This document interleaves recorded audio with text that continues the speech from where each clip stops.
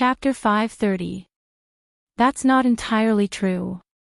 Sun Huya shook her head. I've already told the hospital. I said that if we suspend you, wouldn't it mean that we have a guilty conscience? Of course, that's not appropriate. The hospital said that they would take another look. So, you can still come to work tomorrow. Okay. I got it. Su Qingsang had a minor surgery to do tomorrow. The surgery had already been arranged. That patient had been treated by her before. Even if there was no surgery, she didn't want to rest.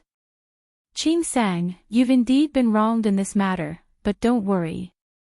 I believe that things will be resolved satisfactorily. Okay.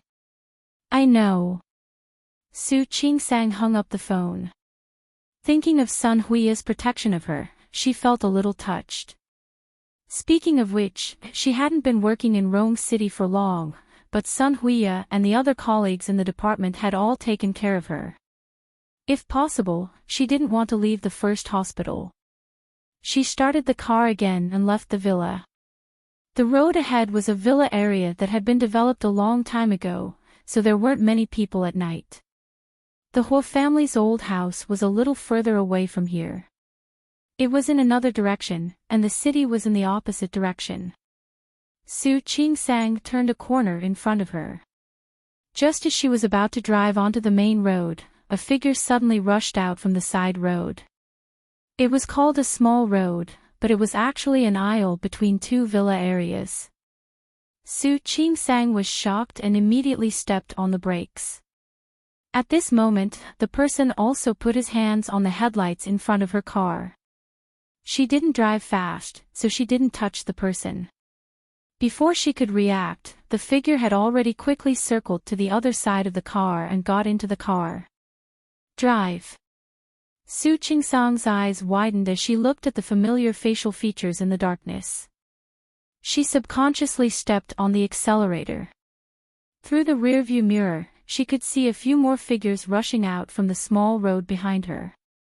If Su Qingsang stopped the car and took a closer look, she would find that the leader was the mustached man from last time. However, Su Qingsang obviously wasn't in the mood to take a closer look. Her hands that were holding the steering wheel turned white. She also stepped on the accelerator very quickly. The people behind didn't expect that someone would come to their rescue. After running a few steps, they realized that they couldn't catch up. For a moment, their expressions were quite ugly. It's okay, they can't catch up. You can relax a little. You don't have to drive so fast. After making sure that the people behind her wouldn't follow her, Su Qingsang finally slowed down at the corner ahead. She finally turned around and looked at the person who got into her car. Zhang Yichen. Last time, he was hiding in the hot spring club. Now it was the same situation again, and she had encountered it twice. It seems that every time I meet you, your situation is very special.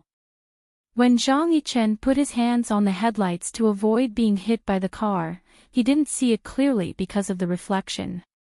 After his eyes got used to the light, he saw that it was Su Qingsang. He could have escaped by another route, and his comrades were there too. However, he still got into her car as if he was possessed. Yes. That was right. I got lucky. I meet you every time. Zhang Yichen's words seemed to imply something. Su Qingsang couldn't bring herself to laugh. So according to what you're saying, I'm unlucky. You think it's bad luck that you met me? Su Qingsang nodded and said, that's right. Of course I'm unlucky to have met you. Last time, she could have left work and went to stitch up his comrade's wounds.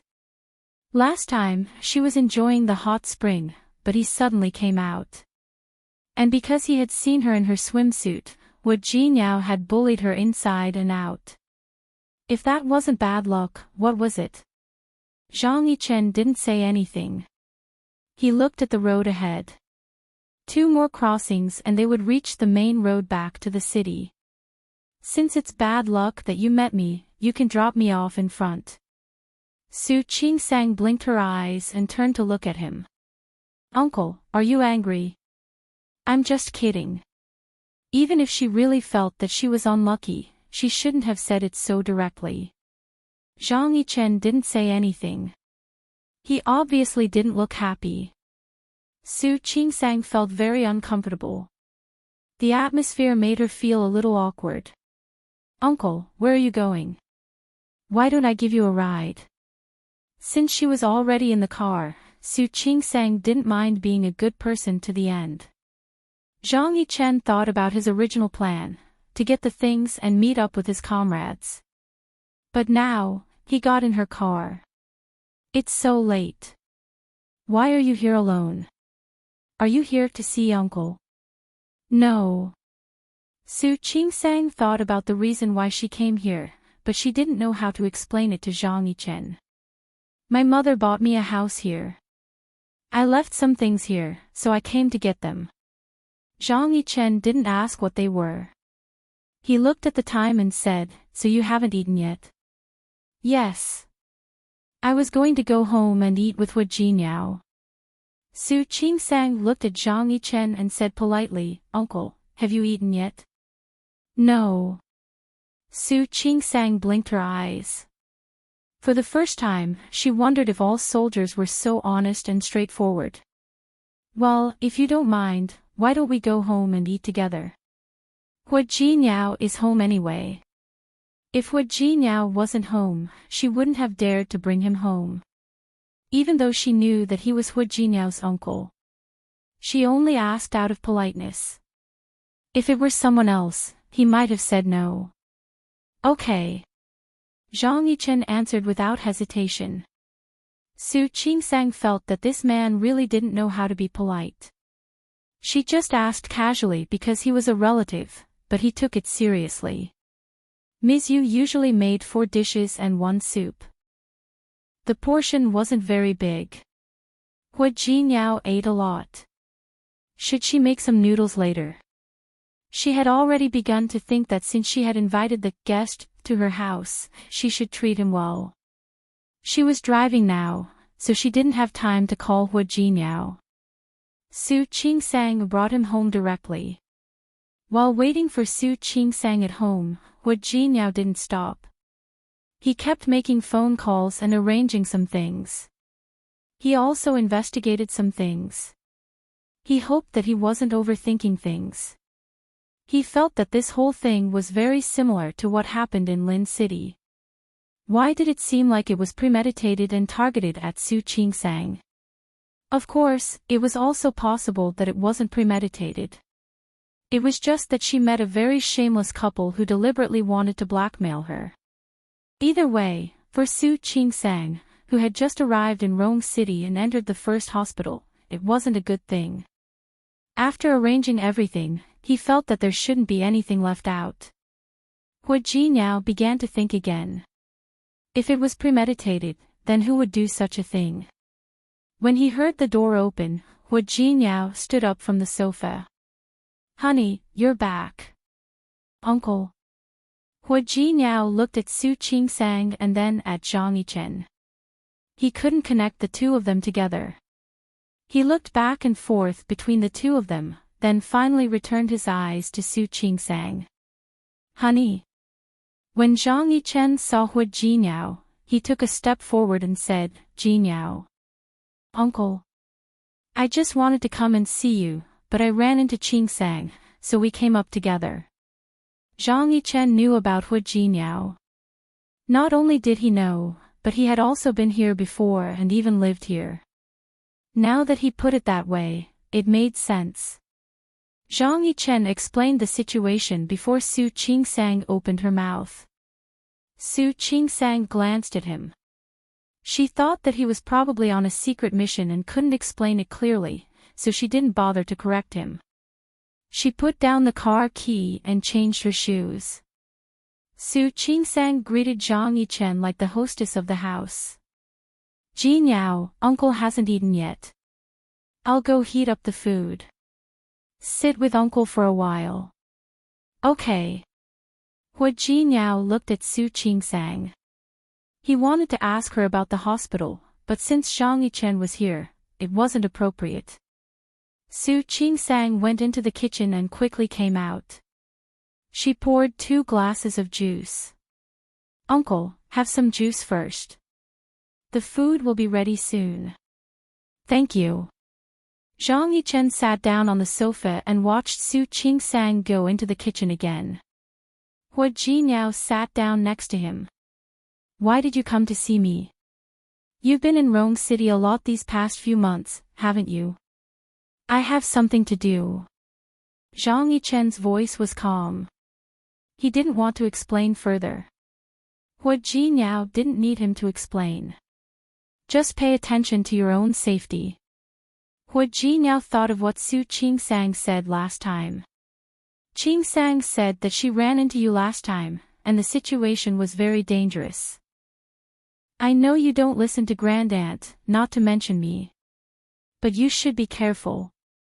After all, Grandaunt and the others care about you very much. I know.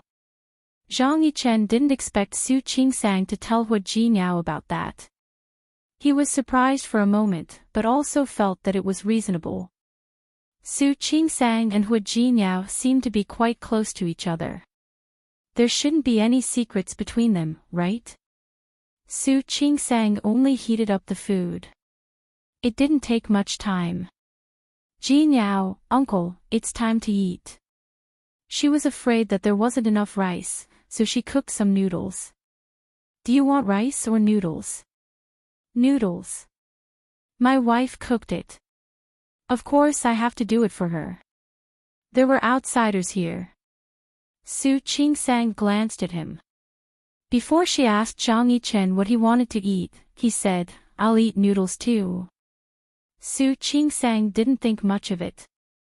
Most northerners preferred noodles.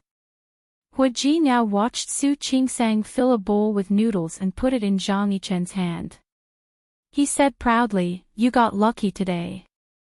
I can't bear to let Qingsang cook every day. Zhang Yichen glanced at Su Qingsang, then looked at Hua Jinyao. Really? Then I'm in luck. Of course. Hua Jinyao looked at Su Qingsang, his eyes full of smiles. There was a gentleness in his smile that he didn't even notice. Zhang Yichen saw it, but he didn't say anything. He picked up the bowl of noodles. It didn't taste very good, but it was a very homely taste. But he really felt that it was the most delicious thing in the world. It was the noodles cooked by Su Qingsang. She was Hua Jinyao's wife. If she was, he stopped thinking. Some thoughts couldn't even be thought about. Zhang Yichen looked down and his mood suddenly became gloomy. Hua Jinyao didn't have time to care about Zhang Yichen. He knew that Su Qingsang had been wrong today, so he was more careful with her than usual. He took more care of her. Here, have some soup. Nourish yourself.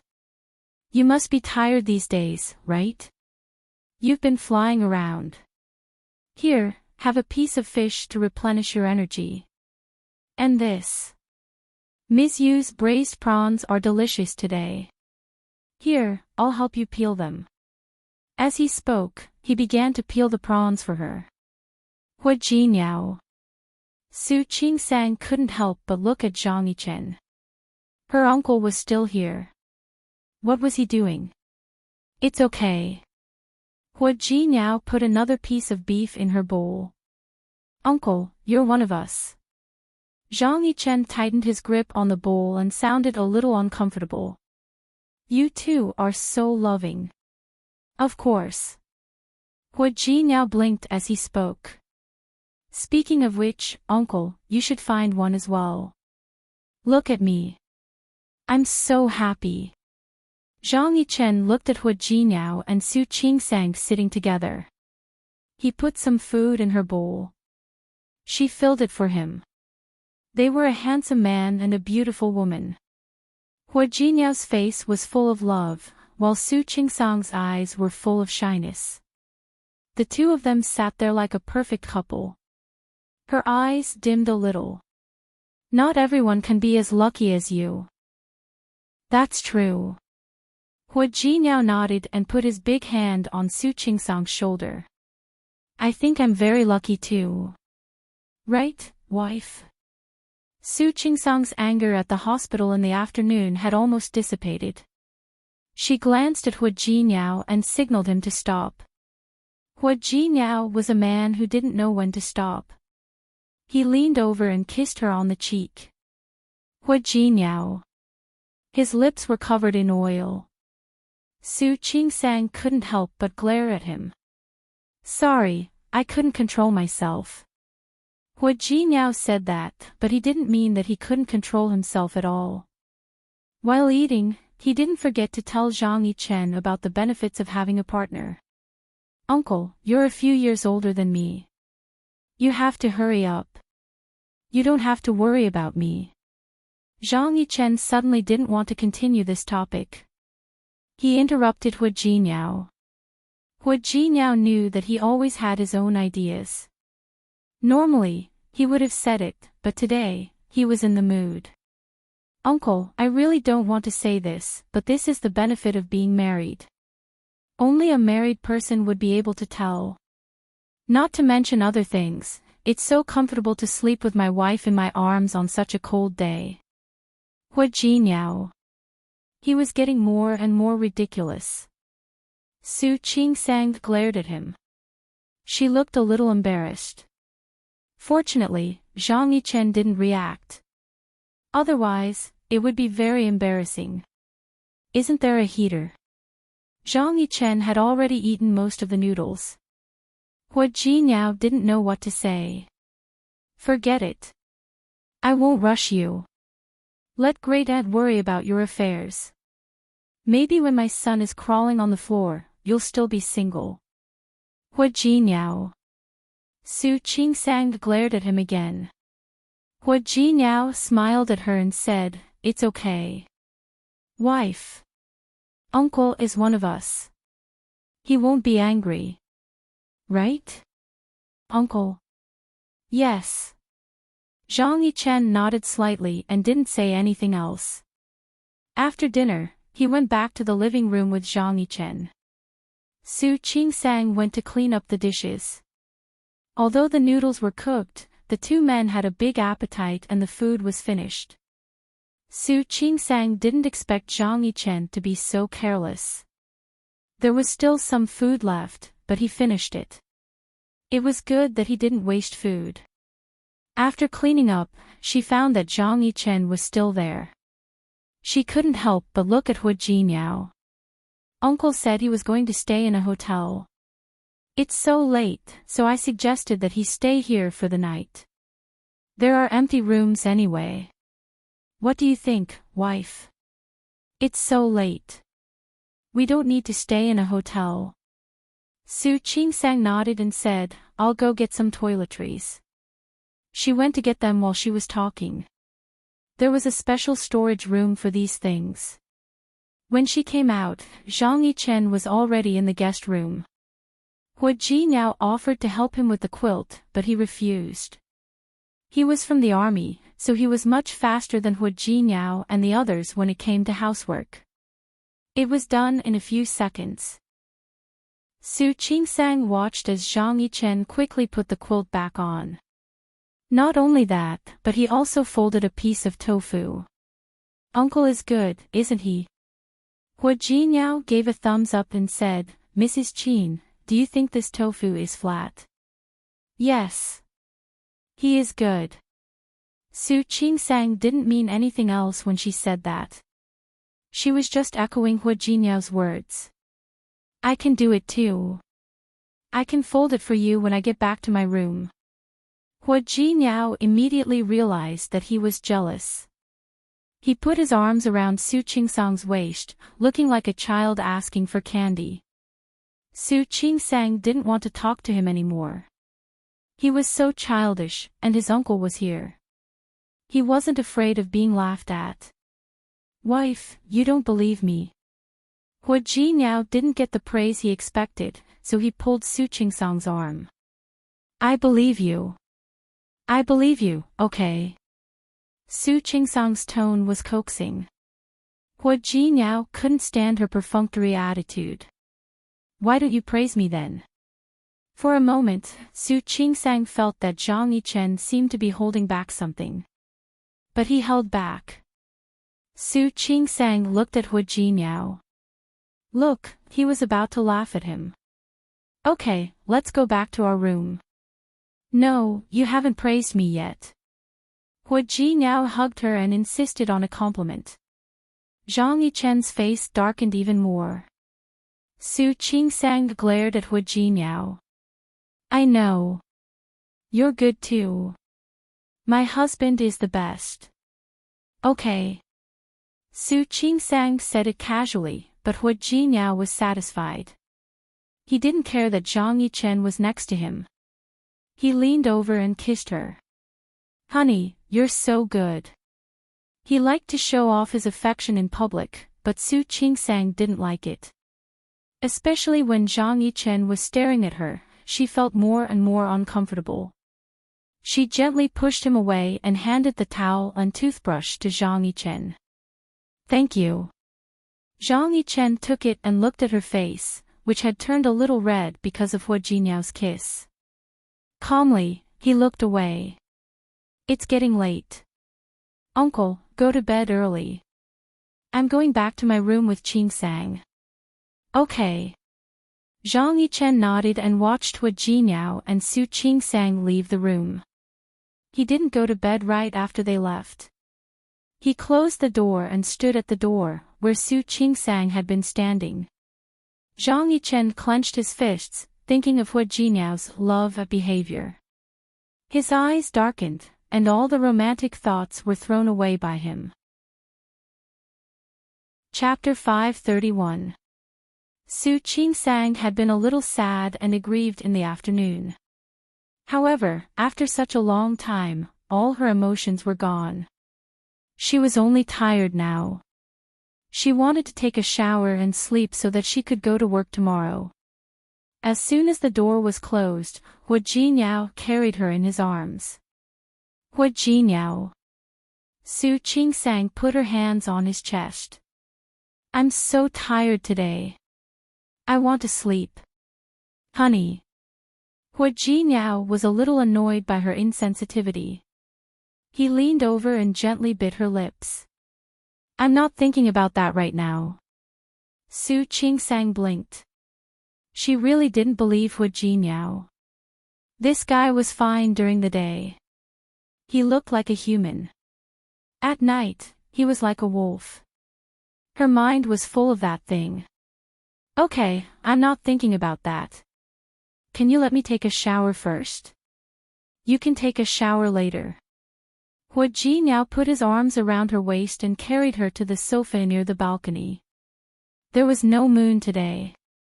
From this angle, they could see the bright lights in the distance. He put his arms around her waist and sat her on his lap. Honey, you've worked hard today. It's nothing. Su Qingsang thought he was talking about Zhang Yichen. That's your uncle. Besides, she wasn't that tired. I'm not talking about my uncle. Hua Jinyao turned her body around and made her look at him. Honey, don't you have anything to say to me? Su Qingsang was stunned.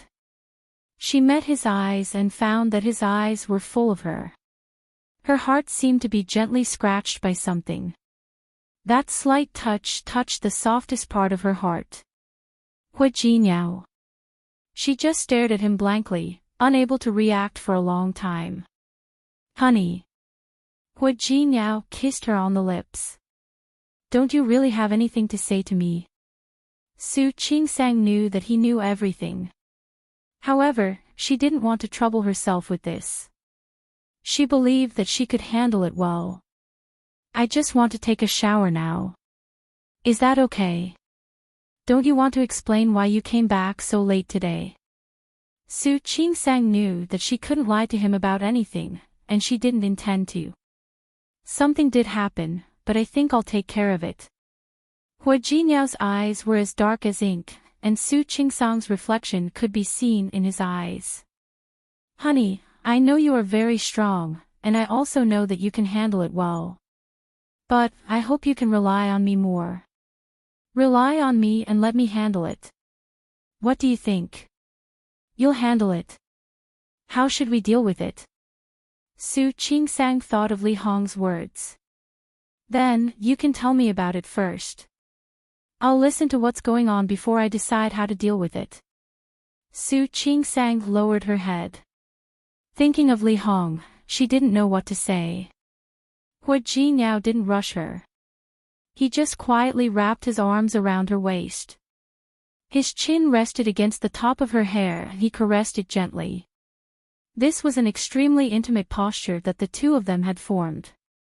Su Qingsang slowly relaxed in his arms and breath. Actually, she had more or less adjusted her emotions. She had always been good at adjusting herself. However, being held by him like this, she suddenly felt wronged. It was like when a child fell down. If no one comforted him, the child wouldn't cry. If someone comforted him, he would cry even harder. Su Qingsang didn't change her posture. She just put her arms around Hua Jinyao's waist and whispered. She told him everything from the first time she met Li Hong to the day she performed the surgery for her. I really didn't expect that she would suddenly change her mind and pour such a big bucket of dirty water on me. If I had known, I wouldn't have gone to see her at noon. She went to see Li Hong alone. After listening to her story, Hua Jinyao believed that it was premeditated, which greatly reduced the conspiracy theory. From the looks of it, this should be an accident. Honey, you are too kind. Su Qingsang shook her head. She didn't think that she was kind. She was a doctor, and doctors should have the heart of a parent. She had thought that Li Hong was a poor girl, so she wanted to visit her. She didn't expect that things would turn out like this. Su Qingsang didn't expect that either. Don't worry. I'll take care of it. How? Su Qingsang looked at him. Find Li Hong, threaten her, and force her to tell the truth. That works. No. I'm afraid that it might backfire. What do you mean? I mean. Su Qingsang thought of how Li Hong went back on her words today, so she didn't think it was a good idea. I'm afraid that she'll change her mind again. If that happens, it won't just be my problem. You'll be in trouble too. That won't happen. Hua Jinyao was very confident. I'll let Yang Wenchang handle it. You have to believe in his ability. You have to trust him. I don't doubt you. Su Qingsang raised her head and looked into his eyes. Her eyes were clear and gentle. But Jinyao, I want to take care of it myself. You? How? There must be a way, right? Su Qingsang hadn't come up with a good idea yet, but that didn't stop her from being optimistic. In any case, the council hasn't given me any punishment for the time being. I also feel that things haven't reached the worst stage yet. Hua Jinyao couldn't agree with her. Doctors and teachers were the two professions that suffered the most misunderstandings. If this kind of misunderstanding happened to someone else, he might not care. However, if this kind of misunderstanding happened to Su Qingsang, he felt that he couldn't tolerate it. He didn't want Su Qingsang to be misunderstood like that, not even by thinking about it. Jinyao.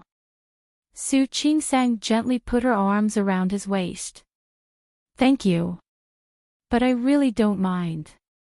She might have been angry at first, but after she calmed down, she didn't think it was a big deal. It wasn't the first time she had been misunderstood, and it wasn't the first time something like that had happened to her. She didn't need to care about what those keyboard warriors thought or believed. She just needed to have a clear conscience.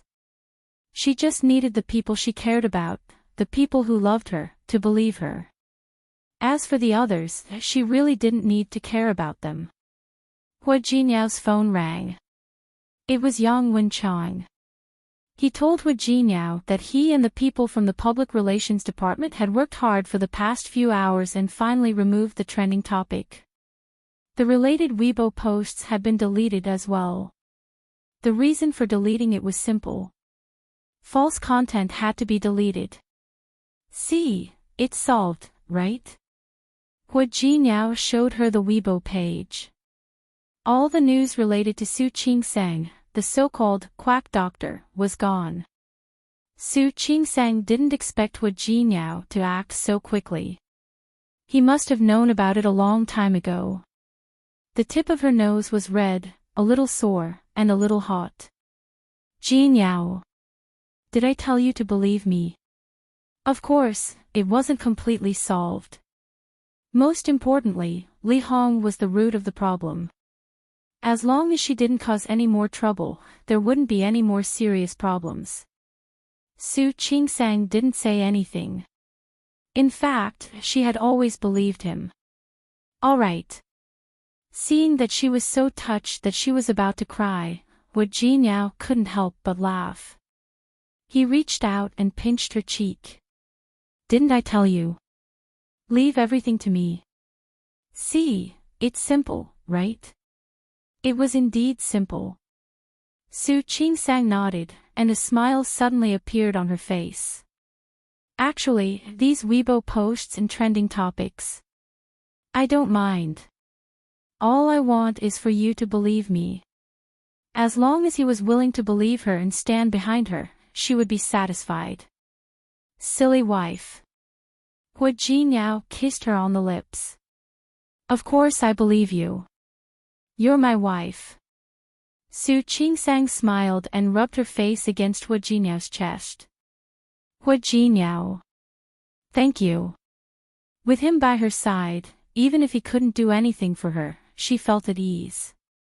All those hardships and grievances seemed to have become insignificant at this moment. They were all small things. She was able to adjust her mood. Go take a shower. Hua Jinyao patted her back and said, sleep early. Okay. When she got up in the morning, Su Qingsang forgot that Zhang Yichen was in the house. She put on some clothes and went to the kitchen in her pajamas. The moment she walked out of the room, she saw Zhang Yichen walking in from outside. She blinked her eyes and lowered her head to look at her disheveled appearance. She quickly turned around and went back to her room. The whole process lasted only a few seconds, but the awkward and uncomfortable look in her eyes, and the way she dodged like a deer, made Zhang Yichen's heart skip a beat. He looked down and went back to his room as if nothing had happened. When Su Qingsang came out again, only Hua Jinyao was outside. Before she came out, she had checked her clothes again and again to make sure that they were fine. Jinyao. Good morning, wife. I bought breakfast. Let's eat. Okay. Su Qingsang nodded. She looked at the living room and the guest room. Where's Uncle? He said he had a mission. He left. Su Qingsang didn't say anything. It was better for him to leave. Although there were many beautiful women on the beach in bikinis, Su Qingsang still felt a little uncomfortable when she thought that an elder had seen her embarrassing appearance. Let's eat. I'll take you to work after that. No, thanks. I'll go by myself. Since the Weibo post had been removed and there was no new news, Li Hong was the only one left. The hospital had experience in dealing with medical disputes. They believed that the hospital would find a way to deal with a patient like Li Hong. I'll take you to work. Hua Jinyao was still worried about her. He didn't want something like that to happen again. The Weibo post could be deleted, and the trending topic could be removed. However, some reporters could get into every nook and cranny. Yesterday, Yang Wenchang had already given them a heads-up in case two blind people showed up. He had to prevent that from happening. Su Qingsang thought for a while and didn't turn him down. She thought that the problem was mostly solved, and the rest was in Li Hong's hands. Both Li Hong and Lin Gang tried to blackmail the hospital when they were pregnant. Maybe it was because of money. As long as the compensation was within their expectations, they wouldn't make a scene. No. They couldn't pay the money. Otherwise, they wouldn't be in the right anymore. But if they didn't pay, how could they make Li Hong change her words? How could they settle the matter this time? Don't think too much. While her mind was wandering, the car had already stopped at the gate of the hospital. Fortunately, there were no people at the gate. Su Qingsang patted her chest, feeling that she was too nervous. Hu Jinyao took her hand and squeezed it gently. All right. I said don't be nervous. Call me if anything happens. Okay. Su Qingsang looked around the hospital and thought of the deleted Weibo post. I think the hospital will find a way, right? You don't have to worry about the rest. Of course I have to. You're my wife. Hu Jinyao kissed her on the cheek. The morning light shone into the car and dyed Hu Jinyao's face gold. He smiled and kissed her. His eyes were filled with tenderness. For a moment, Su Qingsang felt that those things weren't important anymore. There was only Hu Jinyao in front of her now. This is what she likes, and also her man. Okay. I'll call you if anything happens. But it should be fine now. Go ahead. Under Hu Jinyao's gaze, Su Qingsang entered the hospital gate and went to her department. She walked over and felt the same as usual. There was no difference. It was as if the impulse and the argument yesterday were all an illusion. But the more it was like that, the more flustered Su Qingsang felt. Qingsang, you're here. Jing Qinyu greeted her when he saw her. Jing Qinyu had been on leave yesterday and didn't know what happened in the hospital. When he came today, the matter had been settled. Seeing that he seemed to be fine, Su Qingsang was more or less relieved. Morning. Dr. Zheng, have you eaten? No. Are you going to treat me to dinner? Sure. Su Qingsang knew that he had been on leave yesterday. But I do have something for you. I know. There's a gift. Jing Qinyu smiled brightly. Someone posted it on WeChat yesterday. Aw. Someone posted it on WeChat? Yes. So I've been waiting. Jing Qinyu's teasing made Su Qingsang feel a little more relaxed. She gave Jing Qinyu the local specialties that she hadn't given out yesterday. Jing Qinyu took it, waved it in his hand, and smiled at her. Thank you. I'll treat you to dinner next time. As for me, I'm going to have breakfast. Do you need me to bring you lunch? No, thanks. I've eaten. Seeing that he was about to leave, Su Qingsang stopped him. Dr. Zheng. Yes. Did anything special happen when you were in the hospital this morning? Anything special? Nothing. It's fine. Su Qingsang shook her head, thinking that the matter might have been solved. Li Hong changed her mind yesterday. Her husband might have encouraged her to do that. Maybe she found her conscience again today. Su Qingsang had to see patients in the morning. She was busy, so she had to put this matter aside. She didn't look at Li Hong. At this moment, she felt that the more she looked at Li Hong, the more Li Hong would react. If Li Hong said more things out of thin air, it wouldn't be good for her and the hospital's image. However, she also asked Sun Huiya about Li Hong's situation. Sun Huiya said that after the drama yesterday, Li Hong felt much better. After they left, she fell asleep again after eating and sleeping well. She had checked her wound during the ward rounds this morning. Su Qingsang handled it well. There was no big problem. Li Hong didn't ask Su Qingsang about it. She seemed to have forgotten what had happened yesterday. Lin Gang, on the other hand, didn't look happy. He asked Sun Huiya a few questions. He said that the hospital wanted to let it go just like that. He said that the hospital was going to cover up for the doctor who insulted the patient. He said that the hospital bullied people like that. Sun Huya didn't know what to say. Strangely, Lin Gang stopped asking questions after Li Hong glared at him. She seemed to be willing to let it go. Sun Huya told him what she thought. She couldn't guarantee that was the case, but at least for now, it was very likely.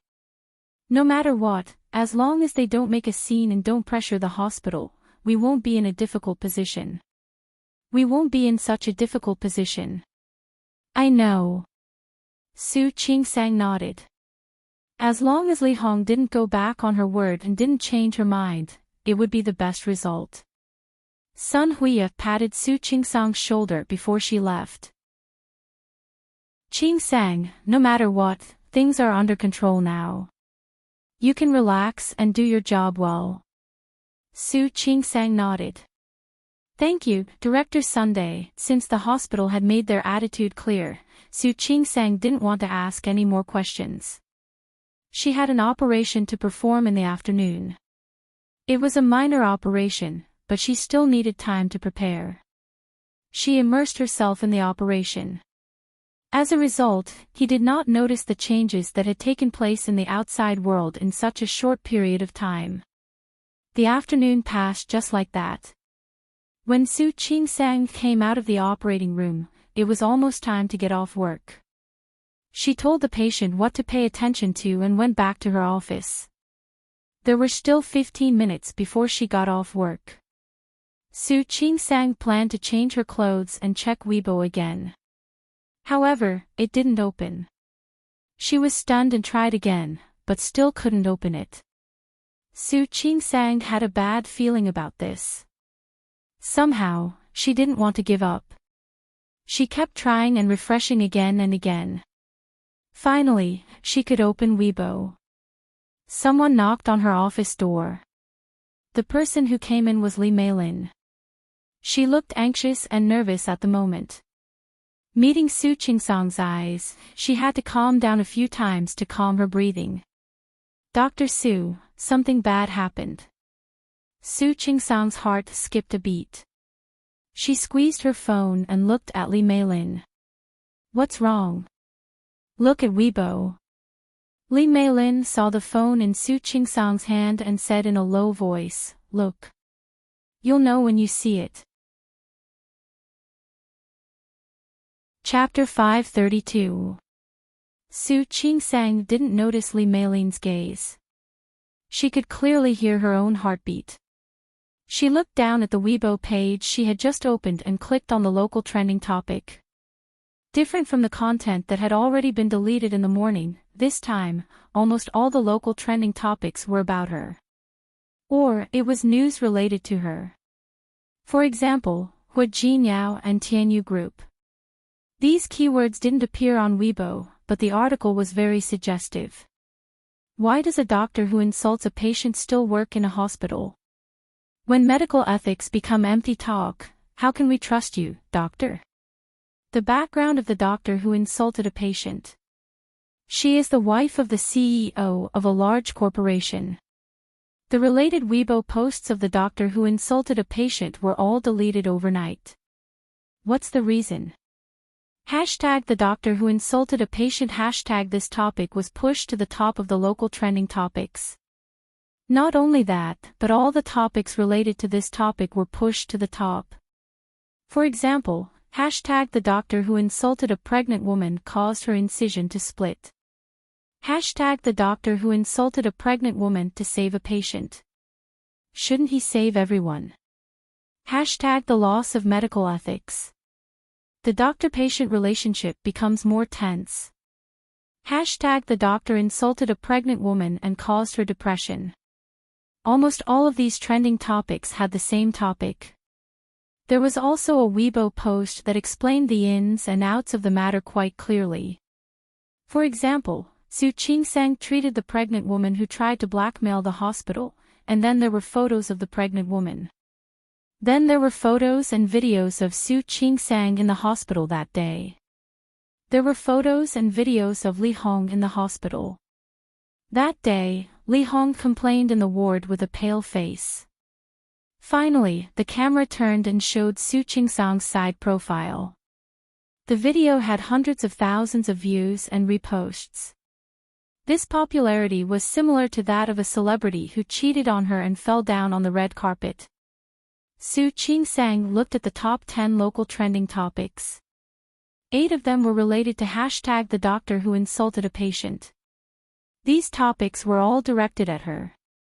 She wasn't the only one who was scolded badly by those who were related to her. Even the entire obstetrics and gynecology department and the entire first hospital were scolded. However, she was the one who was scolded the most. Among them, there was even a Weibo post like #I strongly demand that this scum of the medical world be exposed. The people who posted on Weibo kept asking people to push this post to the top in the comments section. The number of reposts had already exceeded 50,000. Scrolling through the comments, it was all scolding. Go to hell. Scum. Scum. A quack. If he encountered a few rational people who would speak up for him, that person would be besieged by a group of people and scolded even more miserably. The entire Weibo was like a battlefield without any smoke. These news and trending topics were the best at catching people's attention. Following these trending searches and headlines on Weibo, there were even more insults than the last time. Even though Su Qingsang was prepared, she was surprised to see all kinds of curses from the keyboard warriors. Some of them even said that they wanted to find her house. Someone else was coming to the hospital to look for her. There were even people who said that they would stop her midway and pour acid on her. It was many times more exaggerated than when he was in Lin City. Dr. Su. She was still watching, but Li Meilin couldn't bear it. Do you want to leave? Hide. Where could she hide to? There are a lot of people outside. There are reporters and the onlookers, the patients, and the patients' family members were all crowded outside, watching the reporters. Su Qingsang felt her forehead twitch. Looking at the stirring words and pictures on her phone, she smiled at Li Meilin. Meilin, thank you. Dr. Su. Li Meilin looked around and finally said helplessly, why don't you leave from the back door? Su Qingsang didn't know what to do now, but she knew that she didn't want to run away, at least not like this. The phone rang. It was Su Yusin. Sister, what's going on over there? Su Yusin didn't use Weibo much in the past. However, since Su Qingsang went to Rong City, the two of them followed each other's Weibo accounts in addition to their WeChat moments. He was bored today, so he found it in one go. The screen was full of news related to Su Qingsang. When he first saw Su Qingsang's photo, he was surprised. When he looked at the content of the Weibo seriously, Su Yusin almost exploded with anger. Sister, why didn't you tell the family about such a big thing? What kind of people were they? Did they really think that there was no one in the Su family? Even if Su Qingsang married to Rong City, she was still a member of the Su family and the Li family. It's nothing. Su Qingsang could still smile at this moment. It's really nothing. Yusin, you go do your own things. I know what I'm doing. What do you mean by that? Others are already bullying us. Su Yusin couldn't take it anymore. Wait for me. I'll book a ticket now and come over in the afternoon. Yusin. How could Su Qingsang let him come over? Don't make trouble for me. I don't need you to do this. They're still your brother-in-law. Yes. Where's brother-in-law? Su Yusin's voice was filled with dissatisfaction. Such a big thing has happened.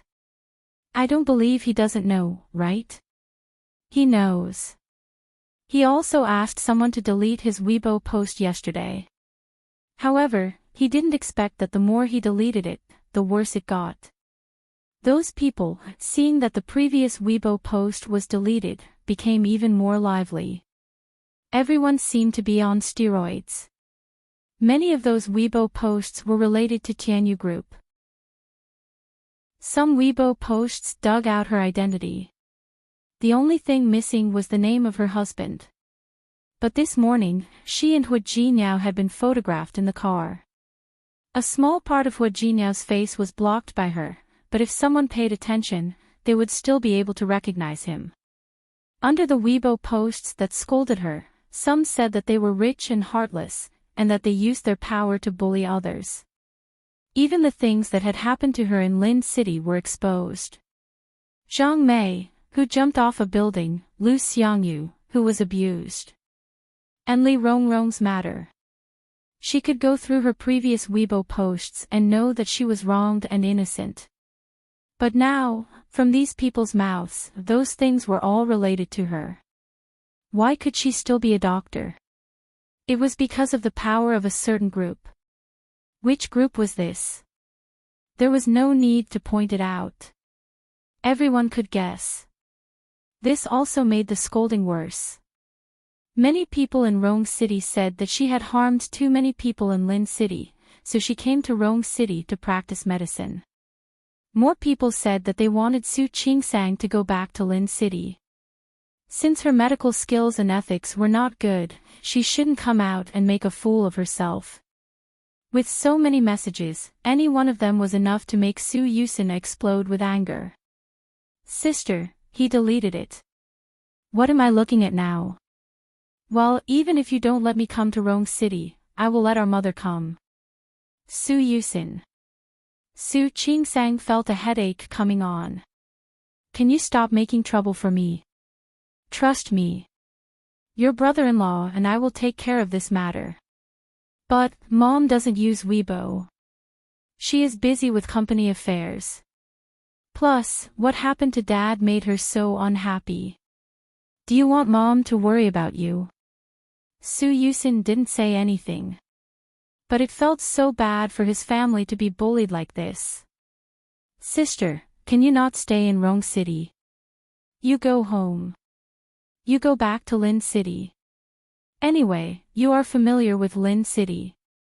If it doesn't work, I will buy a hospital. Okay, stop it. Su Qingsang interrupted. Your brother-in-law called me. I'm going to hang up. Anyway, don't get involved in this matter, and don't tell Mom. Su Yusin didn't want to, but he could only leave it at that. After all, Rong City was Hua Jiniao's territory. He believed that he could handle it well. Su Qingsang hung up. This time, the person who called to care about her was Shi Mengwan. She also liked to use Weibo. As a result, she found out that Su Qingsang caused trouble again. Just like how she persuaded Su Yusin, she stopped Shi Mengwan from coming to Rong City. Su Qingsang hung up and thought about her bad luck this time. Dr. Su. Li Meilin was anxious. She didn't expect Su Qingsang to be in the mood to call here. Hurry up and leave. You won't be able to leave later. I'm afraid that those reporters will come to the obstetrics and gynecology department later. Now there were security guards and doctors blocking them, but she was afraid that if there were too many people, they wouldn't be able to block them later. Meilin. Thank you. Su Qingsang thought for a moment. Since the main target of those people was her, it was also a way to avoid them for now. However, before she could avoid them, the leader of the hospital office called. It was Zhou Xiaonan who called in person. Dr. Su, where are you now? Come to the hospital office right now. Okay. Su Qingsang hung up the phone, already prepared in her heart. Dr. Su. She also heard Su Qingsang on the phone, and the worry in her eyes increased. Thank you. I'm fine. Su Qingsang patted Li Meilin on the shoulder. No matter what, she was very touched that Li Meilin cared about her so much. Out of the office, the hospital office was on the other side. Su Qingsang went there. Halfway there, she received a call from Hu Jinyao. "Qing Sang, where are you?" "I'm in the hospital." "What's wrong?" "Stay there and don't move. I'll come to you." "No need. I'm going to the hospital office now. Director Zhou wants to see me." "Okay, wait for me there. I'll come right away." "It's okay. I'll leave later." Su Qing-sang had already walked to the door of the hospital office conference room as she spoke. "Okay, I'll talk to you later. I'm hanging up." Su Qing-sang hung up the phone, looked at the white door, and took a deep breath. Finally, she pushed the door and entered. There were 2 more leaders in the hospital office than yesterday. Su Qing-sang had seen them once before, but she couldn't remember their names. "Hello, Director Zhou." Su Qing-sang looked at the leaders. It was different from when she was in Lin City. Zhou Hongchen was there, and she was only allowed to go home to rest and wait for the results of the investigation. But looking at the current situation, she was afraid that she wouldn't be able to get through the investigation as easily as she did in Lin City. Dr. Su. Zhou Xiaonan was also in a difficult position. No matter how he asked Li Hong yesterday, she wouldn't let him go. She and her husband had a death grudge. Su Qing-sang insulted her and caused her wound to open up. The other party was too stubborn, so stubborn that Zhou Xiaonan and the other 2 directors could not find a way to deal with such a tough nut to crack. The hospital knew about Su Qing-sang's background. After all, on Su Qing-sang's first day at work, Hu Jinyao swaggered into the hospital to support her. Zhao Hongyu, the director of the first hospital, was a friend of old Master Hua. They had met at private dinners. Su Qing-sang was the wife of the president of Tianyu Group. If it wasn't necessary, the hospital didn't want to offend her. But the situation in front of them was obviously beyond their expectations. The hospital also had a headache. If they forced Su Qing-sang to be suspended, they were afraid that they would offend Tianyu Group. But if they didn't suspend her, the matter was so big, and there were so many reporters and patients' families outside. Look at how big the matter is now. How do you think we should solve it? Su Qing-sang stood there without moving. She knew the hospital's concerns. She was no longer the novice doctor who had just graduated. "Dr. Su. We all know that you were wronged. But now things have turned out like this, you see." Zhou Xiaonan also felt that he was in a difficult position. How could something like this happen to him? Let him deal with it. He didn't want to offend Tianyu Group. "I understand. I understand." Su Qing-sang didn't wait for him to finish. "Director Zhou, Director Qin, Director Huang, I was wronged. I believe in myself. But I also understand that the hospital needs to explain to the public. I also know that you need to give an explanation to the media and the public. So, I am willing to accept the suspension. I will come back to work after this matter is completely investigated." "Look at you. You are so sensible." Zhou Xiaonan looked embarrassed. In fact, if they could, they really didn't want to carry out this decision. Su Qing-sang didn't need them to say anything. She could already understand what they meant. She bowed to Zhou Xiaonan. "Thank you, Director Zhou. Don't worry, I won't make things difficult for the hospital. Dr. Su, don't blame us. We have no choice." Zhou Xiaonan's official tone was smooth. "Don't worry, we will definitely believe in your innocence. Now we only need to investigate the matter clearly. When the time comes, we will definitely prove your innocence." "Okay. I will also wait for the day when I can prove my innocence." After Su Qing-sang finished speaking, she left the hospital office. As soon as she left the door, the calmness on her face immediately disappeared.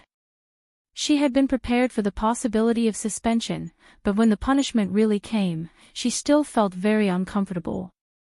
She really just wanted to be a good doctor. Why was it so difficult?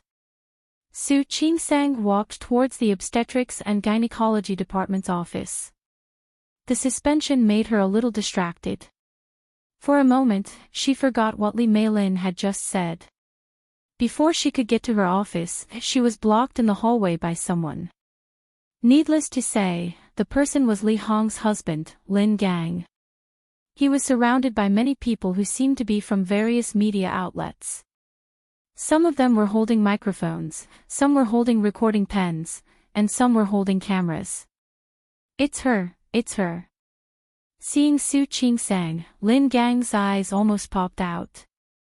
He pointed at Su Qingsang, his face full of accusation. Reporter friend, it's her. She pushed my wife down and caused her wound to split open. It's her, it's all her fault. Before Su Qingsang could react, she was surrounded by the reporters. In fact, only half of them were reporters, and the other half were people called by Lin Gang. Su Qingsang was surrounded by so many people, and the first one was a reporter from the local news channel. Excuse me, are you Dr. Su Qingsang? Do you have any explanation for insulting the patient and causing the patient's wound to open up? Explanation. Explain what? Su Qingsang didn't answer the reporter's question. She wanted to step back, but there were also people standing behind her. Dr. Su, as a doctor, you've said so many inappropriate things and done so many inappropriate things. Don't you think you should apologize to the patient's family? Su Qingsang couldn't step back. She looked at Lin Gang calmly and said, I didn't do anything wrong. Why should I apologize? Look. Lin Gang was suddenly excited. He stood in the crowd and pointed at Su Qingsang. So arrogant. Have you ever seen such an arrogant doctor? I haven't seen it before. Such an arrogant doctor. Who is arrogant? Su Qingsang stared at Lin Gang's face. Who is arrogant? Mr. Lin, why don't you tell me what you've done? Doctor, you're threatening people. I'm so scared. Lin Gang shrunk his body, as if he was scared by Su Qingsang's words. Su Qingsang wanted to roll her eyes. Did she just say she was arrogant? How did it become a threat? Dr. Su Qingsang, are you threatening the patient's family? Do you know you'll lose your license? Am I threatening them? Su Qingsang looked at the reporter who spoke. He was from a tabloid and didn't seem to be famous. You're a reporter when you haven't learned Chinese well. Why are you insulting people? The reporter was angry. Su Qingsang cleared her throat and said, You have a problem with your understanding. How did I insult you? My friends, do you see it now? Do you see it? Such an arrogant doctor. Not only did she threaten the patient, but she also insulted the reporter. Yes. Why is she so arrogant? Because she has a backer. That's right. But does having a backer mean she can do whatever she wants? We don't admit it. Apologize. We want you to apologize. The people in the crowd spoke one after another, as if they were the ones who were being threatened and insulted. Su Qingsang's forehead twitched. She didn't want to stay here any longer. Excuse me, please. Look, she's trying to leave just like that. Lin Gang and the people behind him stood in front of Su Qingsang on one side, while the reporters and the others stood on the other side. Su Qingsang was surrounded by a group of people and couldn't escape at all. She furrowed her brows. Excuse me, please. This is a hospital. We know this is a hospital. Lin Gang pointed at her and said, I'm afraid you don't know. Ha! You're a doctor, but you're treating people indiscriminately. People almost died because of you, and you still want to insult people. If you don't give us an explanation today, don't even think about leaving. Yes, that's right. Don't even think about leaving. The people behind him shouted. The corridor of the hospital was completely blocked. The leading reporter looked at Su Qing-sang. Su Qing-sang, let's not talk about the compensation. Shouldn't you apologize for what you said and did? Yes. Apologize. Yes. Apologize. Make her apologize. Apologize. Apologize, apologize.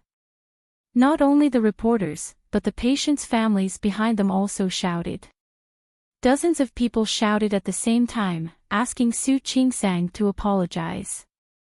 Su Qing-sang stood still. She would never apologize.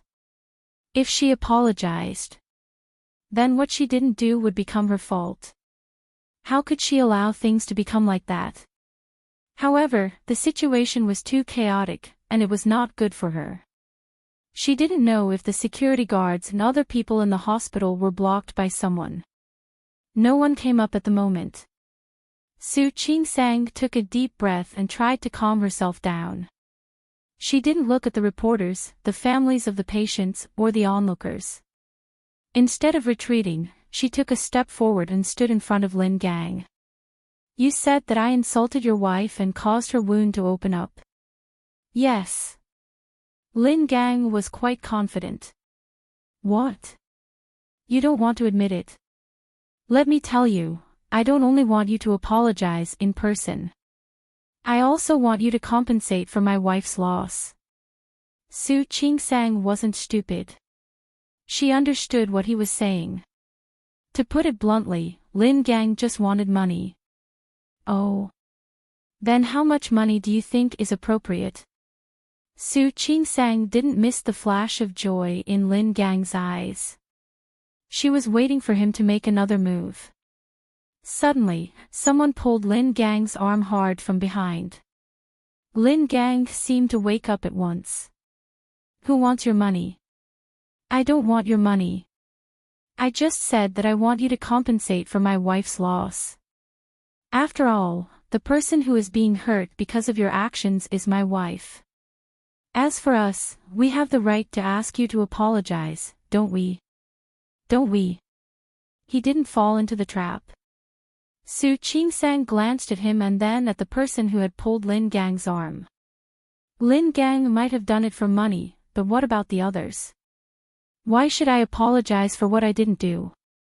Su Qing-sang knew that this couldn't be settled peacefully, but she didn't want to admit defeat.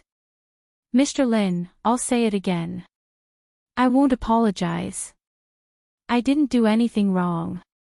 Lin Gang didn't expect Su Qing-sang to be so stubborn even in this situation. He thought of Li Hong's uterus being removed by Su Qing-sang, and he got angry. He suddenly raised his finger and pointed at Su Qing-sang. This quack won't admit her mistake. What should we do? Apologize. Apologize. Apologize. Apologize. Yes, you're right. Apologize. Su Qing-sang watched as those people squeezed in front of her. She suddenly realized that she had been too naive and careless this time. She stepped back, but the reporters behind her blocked her way. In front of her was the fierce Lin Gang and the medical troublemakers he had brought with him. The people in the corridor began to shout. No one knew who started it. Su Qing-sang saw a fist coming toward her. She was shocked. She wanted to dodge, but it was too late. The fist was getting closer and closer to her face. Su Qing-sang knew she couldn't dodge it, so she closed her eyes and prepared for the pain.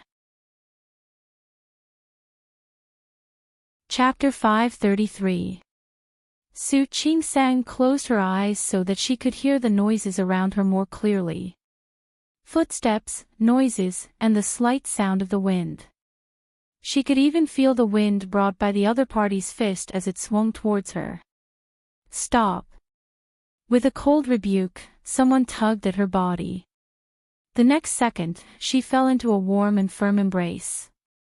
Su Qingsang opened her eyes and looked up along the hand on her waist. Jin Yao. She had just told him on the phone that he didn't have to come. But God knew how much she wanted him to come when she thought she was going to be beaten. Jin Yao. Su Qingsang held his arm tightly. She had accepted the result calmly a moment ago, but when she saw Hu Jinyao, she suddenly felt like crying. Hu Jinyao. She had a lot to say, but she couldn't say a word. All she could do was call his name. I'm here. I'm here. Hu Jinyao held Su Qingsang and held her tightly in his arms. Honey, I'm sorry. I'm late. He had long since blocked the fish that was thrown at him. Although there were many people around, Hu Jinyao successfully protected Su Qingsang in his arms with his height advantage. He took her to a corner near the wall. He used his own body and arms to form an excellent shelter. To help her block out all the wind and rain outside. Su Qingsang clutched the front of Hu Jinyao's shirt tightly and buried her face in his chest, trying to ease her agitated emotions. Hu Jinyao let her hold him and glanced at the people in the corridor. He narrowed his eyes and looked at Lin Gang. He knew that it was Lin Gang who had attacked her. But now he was not in a hurry. Some things should be settled slowly. Su Qingsang breathed in Hu Jinyao's familiar scent and slowly relaxed. After she relaxed, she found that it was too quiet around her. She couldn't help but turn around to see what was going on. The chaos in the hallway had completely quietened down. Not only the man who had planned to attack Su Qingsang. Even the reporters and the people that Lin Gang brought with him were now under control. The people who restrained them were all wearing green military uniforms. Su Qingsang's eyes almost popped out of their sockets when she saw who it was. Zhang Yichen. Why is he here? Unlike before, this time, Zhang Yichen wasn't wearing his regular army uniform. Instead, he was wearing a very formal military uniform. The two thin golden bars and 4-star emblems on his shoulders almost blinded Su Qingsang. She had heard about this uncle from Hu Jinyao. However, she didn't expect him to be a senior colonel at such a young age. Now, the people he brought were divided into two groups, easily separating those people from before. Standing in the middle of the corridor, Zhang Yichen glanced coldly at the people who had been causing trouble just now. We are on a mission. No photos. Carry out a mission. What mission? No one dared to ask in detail. Those who wanted to take pictures put down their phones. Su Qingsang stared at the man with her eyes wide open. She couldn't believe that things had been resolved so easily. Lin Gang was still standing there. He wanted to say something, but when he met Zhang Yichen's eyes, he shrunk his neck and didn't dare to speak. Our senior colonel is in this hospital. Please keep quiet. Now, all unrelated people, please leave the hospital.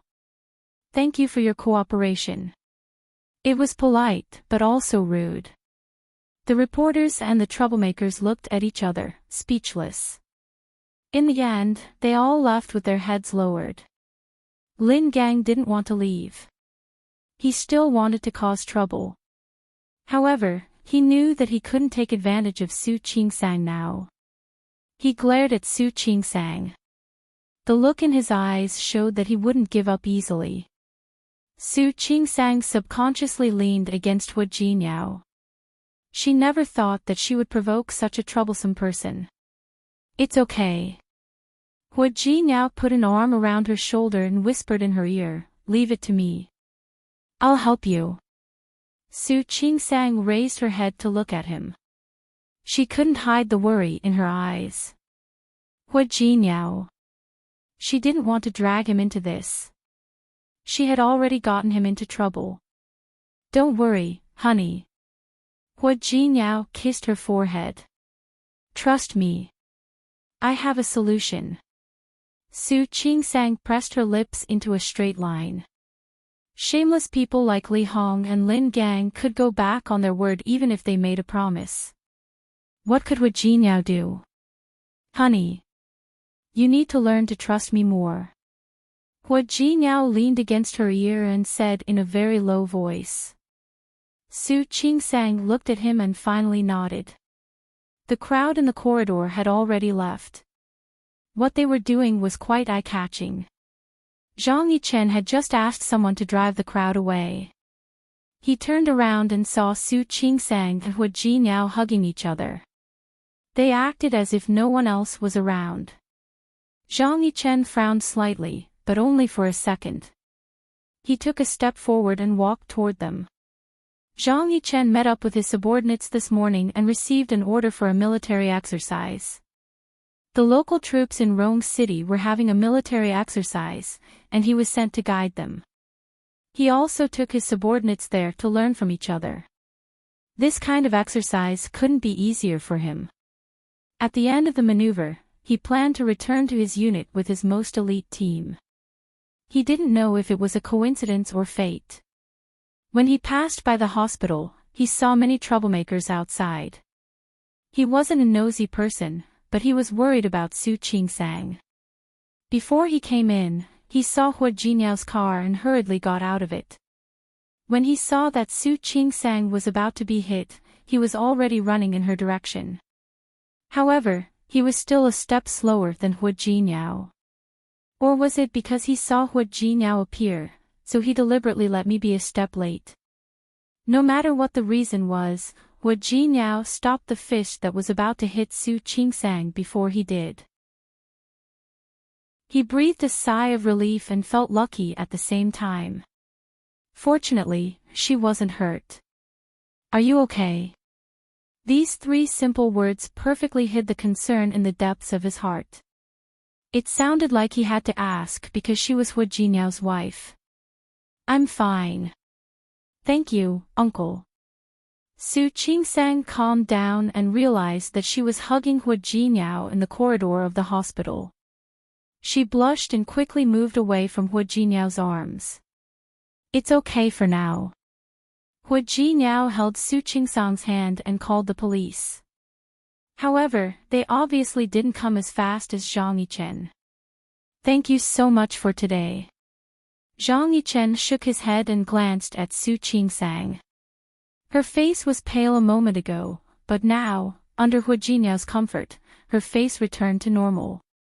She seemed to be a little embarrassed to show off their affection in public. Hu Jinyao held her hand, but she kept trying to pull it away. However, Hu Jinyao held her hand so tightly that she couldn't break free. She couldn't help but look at Hu Jinyao, but he didn't seem to notice her gaze at all. In the end, Su Qingsang felt a little helpless. She gently scratched Hu Jinyao's palm. Hu Jinyao held her hand even tighter because of this.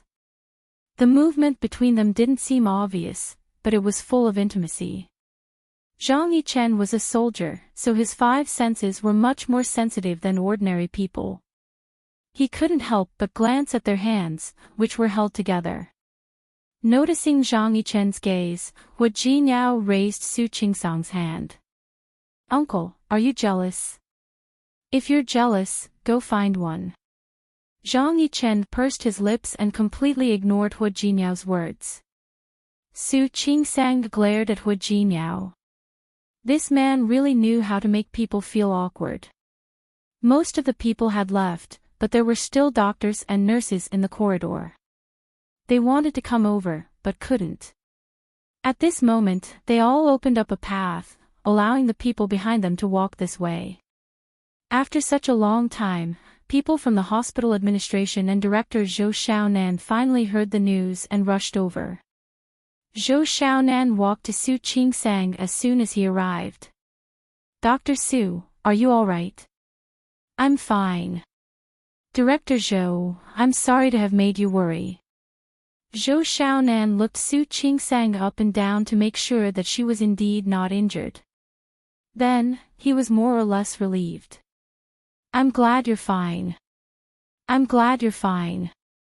Director Zhou was still discussing with the hospital administration about how to solve the problem when he heard that a group of reporters was fighting downstairs. When they hurried over, the conflict was already over. In fact, many doctors wanted to come over and stop them, and they did try to stop them. However, there were too many of them, and they couldn't do anything. If they did, the situation would be completely different. Therefore, the other doctors standing in the corridor could only try to pull those people away. However, because the number of people was too large, they failed. Now, seeing that Su Qingsang was fine, they were also relieved. In fact, everyone knew what was going on. Everyone was talking about how evil doctors nowadays were, how bad their medical ethics were, and how they only wanted to make money. However, God knew that doctors nowadays were becoming more and more difficult. Patients could make a big fuss over small things. Now that the problem was finally solved, everyone was relieved. They thought that the problem was solved. Hua Jinyao didn't. He looked at Zhou Xiaonan with obvious dissatisfaction in his eyes. Director Zhou, right? Is this how your hospital treats your doctors? That's right. Qingsang hasn't been here for long, but I'm sure you've seen her performance over the past 2 months at the first hospital, right? Of course, he would do his best to protect his wife. I've seen it. Zhou Xiaonan felt sweat on his back. This time, it's our fault. Of course it's your fault. Hua Jinyao thought that if he had come a minute later, Su Qingsang would have been beaten up. He couldn't help but be angry. It's obvious that Qingsang was wronged.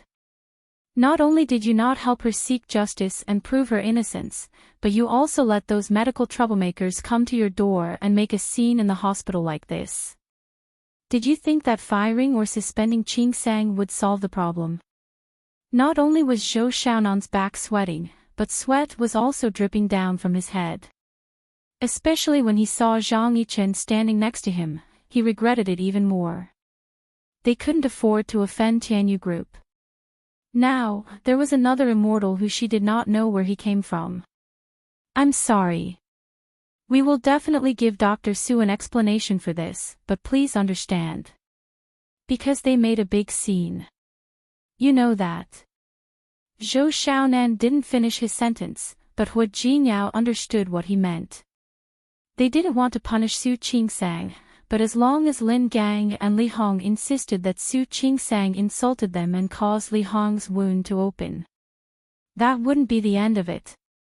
Of course, the hospital could let Su Qingsang continue to work, but would the hospital be able to convince the public? Would the patients and their families accept it? These were all problems, and they would cause the hospital trouble in the future. Even if they didn't punish Su Qingsang, how could Su Qingsang continue to work in the first hospital if the problem wasn't solved? After all, she was a doctor. How could she continue to be a doctor if she was criticized for having no medical ethics? Hua Jinyao wanted to curse. She had to go back to her old job after all. They believed that Su Qingsang didn't do anything wrong, but they still had to punish her.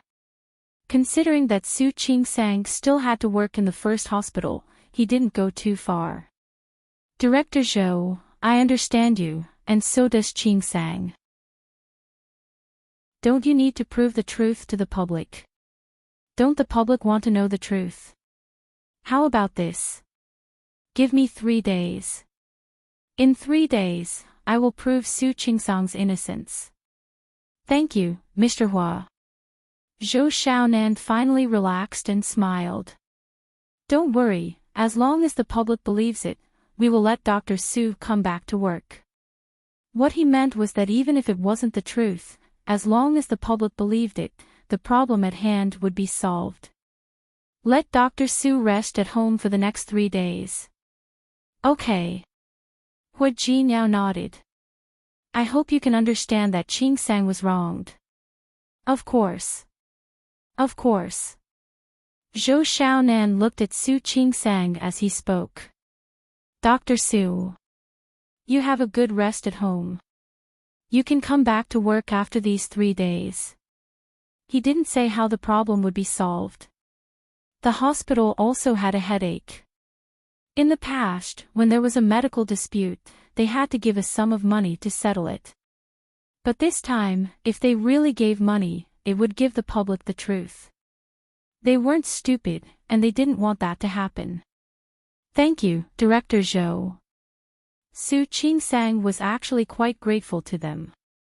At least they didn't ask her to go home as soon as she came. At least they were willing to believe her.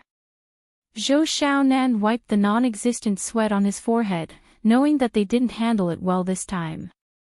But now they couldn't find a better way to deal with it. They couldn't offend Tianyu Group, but they also had to consider the public's opinion. While they were talking, the police arrived. They came a little late. The problem was over. They asked about the situation and recorded statements. Then they found Lin Gang and asked about the situation. Lin Gang wouldn't admit that he was a medical dispute patient. He only said that someone behind him pushed him. As for whether he did anything or not, he wouldn't admit it. That's impossible, sir. How could I dare to hit a doctor? He really didn't do anything. He just asked someone else to do it. If someone else wanted to do it, it had nothing to do with him. That's good. If you have any objections to the hospital's treatment, you can appeal in other ways. But I hope you understand that medical dispute is against the law. Yes, yes, yes. We all know that. Don't worry. We won't break the law unknowingly. The police intimidated them for a while and then left. This farce was over for the time being. But everyone knew that it wasn't over yet. They couldn't delete Weibo now. The more they deleted it, the more counterproductive it would be. Su Qingsang was sitting in Hu Jinyao's car. They had just parted ways with Zhang Yichen. Zhang Yichen had asked her a few questions out of concern, but he didn't say much after learning what had happened. He only told Hu Jinyao that the trouble was probably not directed at Su Qingsang, but at Hu Jinyao. Lin Gang and Li Hong didn't go after Sun Huiya, the department director, but Su Qingsang, a junior doctor. Everyone would think that something was wrong. Hu Jinyao had guessed it, but it was rare that Zhang Yichen had the same idea. All right, uncle. Thank you. I know you care about me. Don't worry. I can handle it. Thinking of all the things that had happened in the company recently, Wu Jinyao had reason to believe that both Qiao Hong's trouble and Su Qingsang's trouble were caused by the same person. They thought that he was busy with the company, so they wanted to mess with Su Qingsang first. Then he would be distracted and wouldn't be able to keep an eye on Qiao Hong's trouble. That was a good idea, but it was a pity. That person's plan was doomed to fail. Because he had already figured out how to fight back. I'm glad you know. Zhang Yichen looked at Hu Jinyao with a serious face. He wanted to say something, but in the end, he didn't. Since everything is settled, I'll go back now. Okay. Thank you for today. Hu Jinyao wasn't being polite. Su Qingsang also said, thank you, uncle. Zhang Yichen glanced at her and nodded slightly as a response. He didn't linger, but went back to the team with his subordinates. Sitting in the car, Zhang Yichen looked at the passing scenery on both sides of the road. He knew that he had taken on a new mission, so he wouldn't come to Rong City for a while.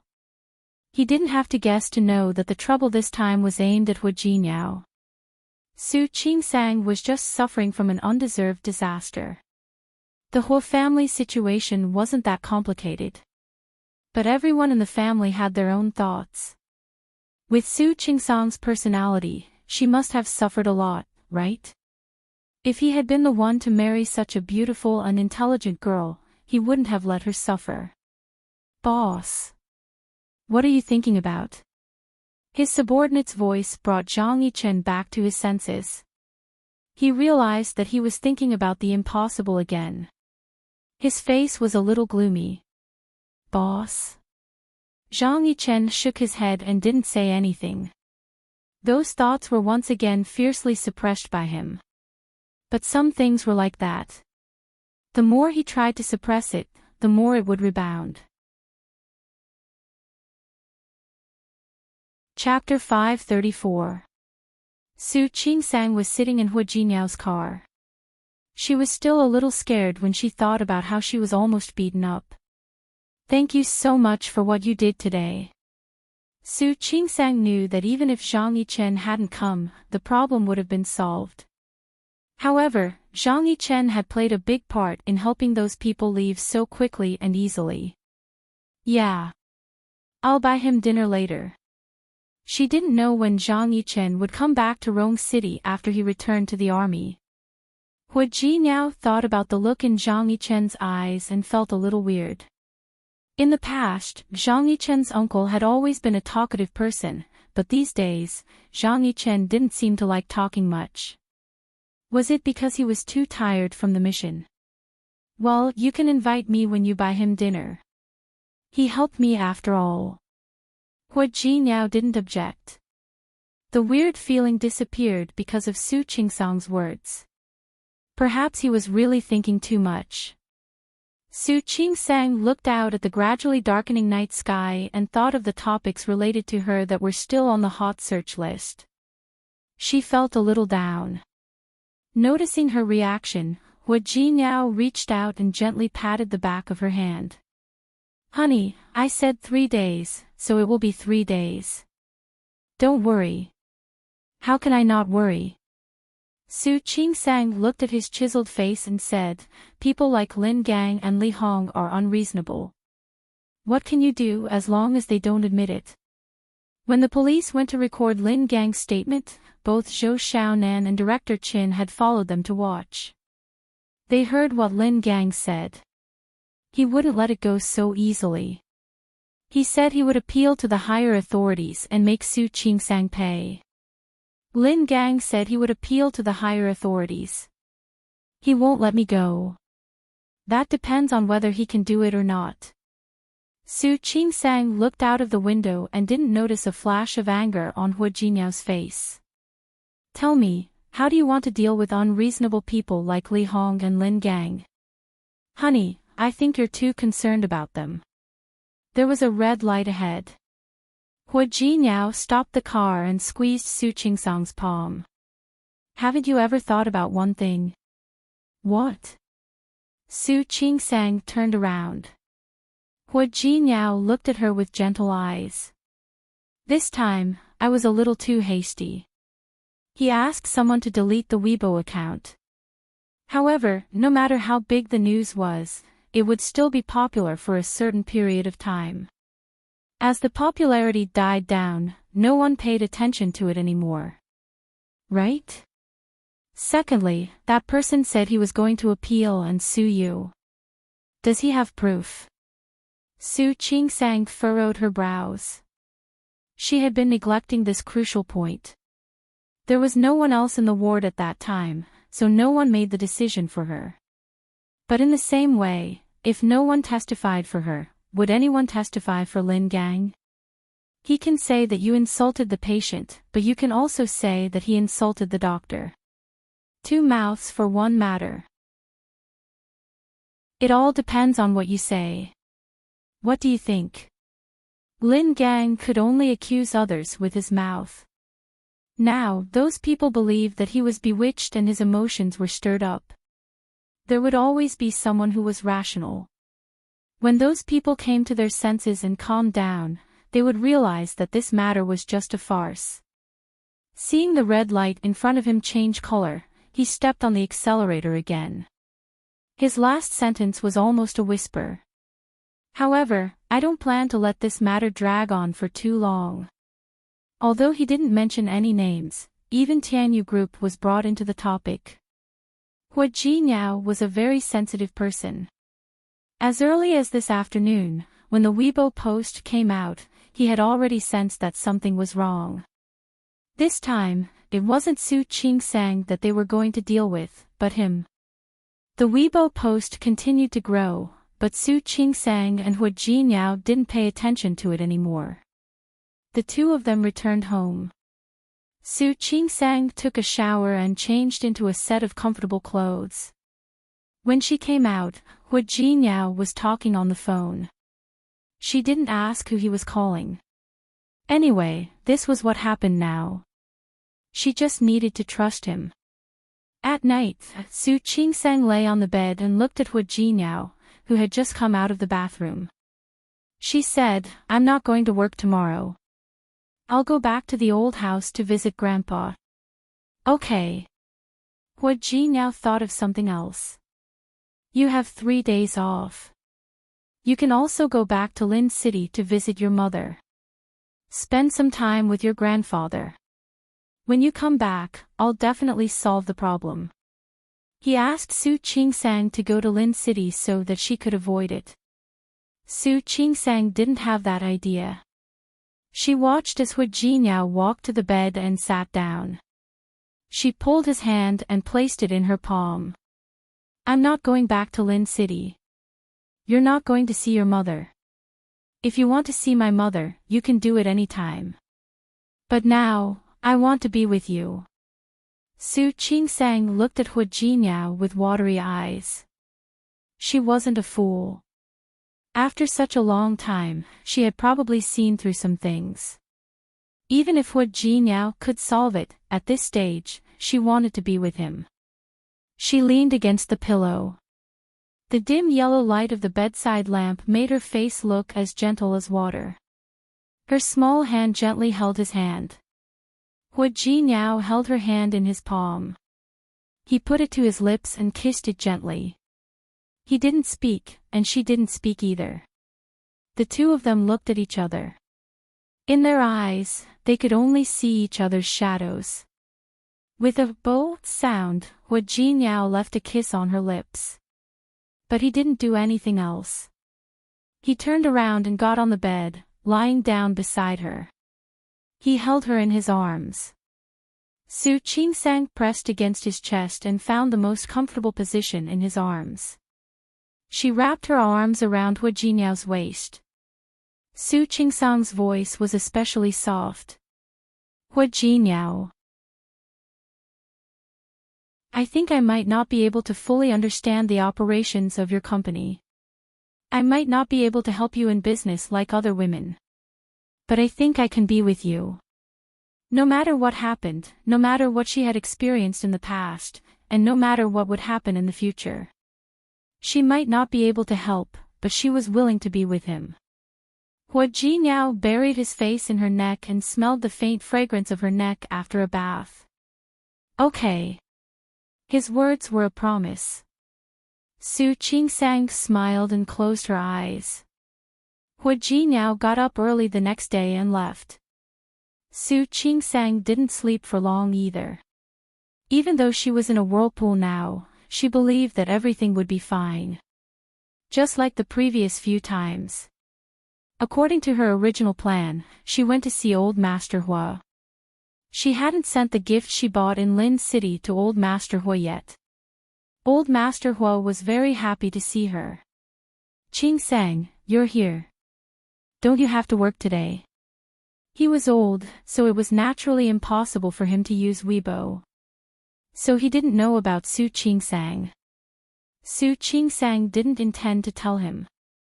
She took out the gift that Li Qinchua and Old Master Li had prepared. Old Master Hua was very happy. "Your grandfather is too polite. I must go to Lin City to see him when I have the chance." "Okay. My grandfather also wants you to go." "Definitely. Definitely." Old Master Hua laughed heartily. "I'm not completely old yet. While I'm still young, I want to travel around and see." "Grandpa, you're not old at all. You only know how to make me happy." "I'm not making you happy. Grandpa looks very energetic." Old Master Hua smiled even more brightly. Su Qingsang also brought 2 other gifts. One was for Hua Mingguang, and the other was for Lu Tongjia. They were both picked out by Li Qinxue. It wasn't about how expensive it was, but it was just a thought. It was also very coincidental. Hua Mingguang and Lu Tongjia were also at home today. Hua Mingguang had a lot of things to do in the company recently. He had a dinner party yesterday, so he came home late and naturally got up late. Lu Tongjia had an appointment with someone to play basketball today, but when she was about to leave, that person suddenly had something to do and didn't show up. Lu Tongjia's expression didn't look good after being stood up. When she went downstairs and saw Su Qingsang, her eyebrows were tightly knitted, and her expression became even uglier. Hua Mingguang didn't have any special reaction. When Su Qingsang saw them, she immediately stood up. Dad. Auntie. In fact, this kind of address sounded very strange. It felt as if Lu Tongjia was Hua Mingguang's second wife. Lu Tongjia didn't hear anything wrong before, but this time, she felt that something was wrong. Dad, I went back to Lin City a few days ago. This is the gift my mother and grandfather chose for you. Okay. Thank you. Hua Mingguang took the box and didn't open it, but he accepted it. Su Qingsang also handed the other box to Lu Tongjia. Auntie, this is the gift my mother chose for you. Lu Tongjia glanced at the beautifully packaged box. She quickly turned her face away and didn't look at Su Qingsang at all. Su Qingsang was a little embarrassed, but she still pushed the box a little closer to Lu Tongjia. Lu Tongjia didn't respond. Hua Mingguang glanced at her with a somewhat disapproving expression. Only then did she reach out and pick up the box.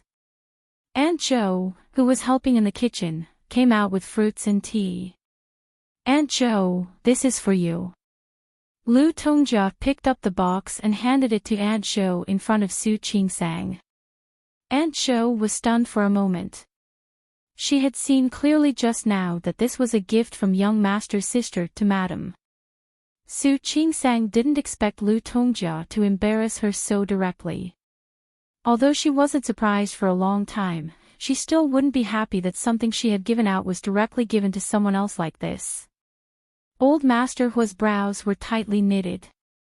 He looked at his daughter-in-law with some dissatisfaction in his eyes. Tongjia. Hua Mingguang, who saw his father's mood, touched Lu Tongjia's arm. Lu Tongjia raised her eyebrows and looked calm. What? Can't I? Since she gave it to me, it's mine. It's mine. Don't I have the right to deal with it? She was right, and no one could refute it. Su Qingsang didn't feel hurt, but she was more or less uncomfortable. However, everyone present was an elder. In the end, she chose to look down at her fingertips and didn't say a word. Old Master Hua's forehead was so wrinkled that it could almost squeeze a shadow. Hua Mingguang also had a faint expression of disapproval on his face. Lu Tongjia handed the box to Aunt Zhou again. Aunt Zhou has been working in our family for so many years. She cooks delicious food and is diligent. It's not too much for me to give her a gift, is it? No one responded to Lu Tongjia. Even if it wasn't too much. But she could always do it in private. Tongjia, Old Master Hua's face was now very long. It was obvious that he was unhappy. Hua Mingguang wanted to say something, but Lu Tongjia stood up and stubbornly put the box in Aunt Zhou's hand. What's wrong? Did I say something wrong? Since when do I not even have the right to deal with a gift from a junior? Am I still the mistress of this family? No one answered. Even Old Master Hua didn't say anything at this time. In the past 10 years, ever since his wife passed away, Old Master Hua also admitted that Lu Tongjia was still capable. She took care of the Hua family in an orderly manner. She could also be called Hua Mingguang's good wife. The reason why Hua Mingguang was able to put all his energy into business and run Tianyu Group to where it was now was also because of Lu Tongjia. Old Master Hua didn't say anything. He glanced at Su Qingsang with a guilty expression. Aunt Shou was still holding the box in her hand. She stood there, not knowing whether to accept the box or not. Seeing this, Su Qingsang smiled and said, "Aunt Shou, it's okay. Since it's a gift to you, just accept it." Aunt Shou smiled a little awkwardly. She didn't want to get involved in the fight between the mother-in-law and daughter-in-law. She bowed and left. Lu Tongjia sat down again opposite Su Qingsang. Her cold eyes swept over Su Qingsang's face. "It seems that I will soon lose my place in this family. I even have to give a gift to someone else. It's really..." She didn't say anything else, but there was no need to say it. "Tongjia." Hua Mingguang tugged at Lu Tongjia's sleeve to stop her. Lu Tongjia's expression was unfriendly, but she didn't say anything else. Because of this matter, the atmosphere in the living room suddenly became a little strange. Old Master Hua looked at Su Qingsang and felt a little guilty. Qingsang was a good girl, but she married Hua Jinyao. However, Hua Jinyao didn't like Lu Tongjia. "Oh right. Qingsang. The jade you gave her has been very noisy recently." Old Master Hua changed the topic. Su Qingsang stood up and said, "That's good. I'll go and see it." "I'll go with you." Old Master Hua didn't want to stay here to face Lu Tongjia. After so many years, he understood Lu Tongjia's psychological shadow. However, some things were one thing to understand, and another to accept. When they went out of the door, the parrot was indeed chirping. It was very noisy. Seeing that Su Qingsang and Old Master Hua had gone out, it stopped chirping and turned its face away. Old Master Hua looked at the bird. When it was a bird, it chirped loudly, but when someone came, it was cold and aloof. It's really funny for a bird to be like this. Old Master Hua saw that Su Qingsang didn't seem to take what had just happened to heart at all. He was more or less relieved. Qingsang. Jinyao's mother, she actually wasn't like this before. This was the first time that Su Qingsang had heard the Hua family mention the past. She looked at Old Master Hua and couldn't help but look a little nervous. Chapter 535. Old Master Hua closed his eyes. Yes, in the past. When Lu Tongjia had first married into the family, everyone in the Hua family had spoken ill of her. Whether it was him or his wife, they both liked this daughter-in-law very much. He had poise, foresight, and vision. He was magnanimous and didn't fuss about it. He was quite good at dealing with human affairs. Even after Hua Mingliang married Nian Chunya, whose status was lower than the Hua family. Nian Chunya came from a humble family and did not have much experience. But he always liked to compete. Hua Yifan, Hua Yang, and Hua Manzi's personalities had become like this because of Nian Chunya's ignorance. Speaking of which, Lu Tongjia really deserved to be called the mistress of the house. After all, Lu Tongjia was able to handle all the troubles in the Hua family, including the interactions between the relatives. Whether it was his relationship with Nian Chunya's sisters-in-law or Hua Mingmei's sisters-in-law, he handled them perfectly. Yes. Su Qingsang knew. She glanced at Old Master Hua and said, "Then, Auntie." He suddenly stopped speaking because Old Master Hua's expression had become a little ugly. Su Qingsang's intuition told her that it wasn't something good, so she stopped asking. "It's okay, it's all in the past." Old Master Hua patted the back of Su Qingsang's hand. "Qingsang, in this world, there will always be one or two people who are stubborn. It's easy for her to get stuck in a dead end. Actually, she's not targeting you. Do you understand?" "I understand. Dad, don't worry. I'm not angry, and I care." She was curious about what had happened. However, seeing that everyone in the Hua family was tight-lipped, Su Qingsang couldn't bring herself to ask. In short, Jinyao's mother has her own difficulties. You're still young, don't lower yourself to her level. Don't worry, Grandpa, I won't. Yes. I know. You are a good boy. It would be great if his wife was still alive. She would be so happy to see her grandson marry such a wife. Su Qingsang didn't respond to old Master Hua. She suddenly thought of Hua Jinyao.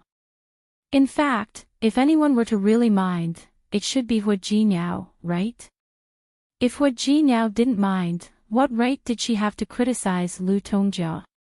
She really wanted to know what had happened to make Lu Tongjia dislike Hua Jinyao so much. However, she would not easily reveal the truth of this matter. If possible, she hoped that one day, when she and Hua Jinyao were close enough to trust each other, he would tell her in person. At that moment, Hua Jinyao was sitting in his office. He didn't look too good. He didn't expect the person who bribed Xiao Hong to be so calm.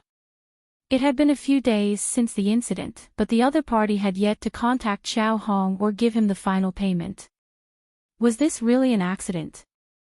Why didn't he believe it at all? Yang Wenchang stood across the desk and looked at Hua Jinyao in silence. He felt that he was to blame for what had happened. President Hua, it might also be because of my lack of supervision. I'll keep a closer eye on him. There's no need to send more people. Hua Jinyao waved his hand. The problem was not Xiao Hong, but the person who had contacted Xiao Hong. If that person was the same person who had caused trouble for Su Qingsang, then that person might not have contacted Xiao Hong under the current circumstances. For now, you can put Xiao Hong's matter aside. Someone will keep an eye on him. You don't have to worry about it every day. But there's another matter that needs to be solved urgently. Yang Wenchang knew what Hua Jinyao was talking about without needing to say it. You mean Mrs. Hua? Hua Jinyao nodded, then told Yang Wenchang his plan. Yang Wenchang nodded repeatedly. President Hua, you're the best. Was he? Hua Jinyao didn't think so. He was just good at reading people's minds. Remember, you handle this matter yourself. Don't let anyone else do it. Yes. One more thing. Thinking of what had happened recently, Hua Jinyao's face was unusually serious. Don't let anyone else know about this except for you. Yang Wenchang understood immediately. Don't worry, President Hua. I know what I'm doing. Go. Hua Jinyao waved his hand and gestured for Yang Wenchang to leave. He took the document with Hua Jinyao's signature and walked out. He bumped into Ding Qing the moment he walked out of Hua Jinyao's office. She was holding a stack of documents in her hands. Assistant Yang, you got another job. Ding Qing looked at Yang Wenchang with a big smile on her face. Yang Wenchang nodded and said, yeah. I got another job. I'm going now. Assistant Yang, why don't you tell me what it is? Maybe I can help. No need. Yang Wenchang looked at Ding Qing and thought of what Hua Jinyao had said. Ding Qing could be trusted for now, but if he couldn't even trust his own brother, then he wouldn't trust Ding Qing at all. Assistant Yang, don't you trust me? If that's the case, I'm really sad. You're overthinking. Yang Wenchang shook his head. It's just a small matter. I can handle it. Ding Qing stood there without moving. Yang Wenchang added, President Hua told me to keep an eye on Xiao Hong. I think that the person behind the scenes will definitely contact him soon. So I'm leaving. Oh. You need to hurry up. Ding Qing kindly suggested to Yang Wenchang, Xiao Hong received 2 million from President Hua.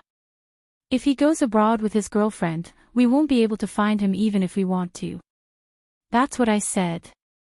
Yang Wenchang nodded, as if he was influenced by Ding Qing's words. I'm leaving now. Take care, Assistant Yang. Yang Wenchang disappeared behind the elevator. Ding Qing bit her lower lip with a bright smile on her face. Keep an eye on Chao Hong. She wanted to see what kind of results Yang Wenchang could get. Thinking about it, it was quite interesting. Lin Gang had been proud of himself lately. His wife was giving birth in the hospital, but all the people in the hospital treated them like servants. Recently, someone had given him a large sum of money and told him to keep an eye on Su Qingsang. He couldn't let her live a good life. That kind of thing couldn't be easier for him. Look, even Li Hong only cared about money. Now, her conscience is acting up again, and she's now thinking about money.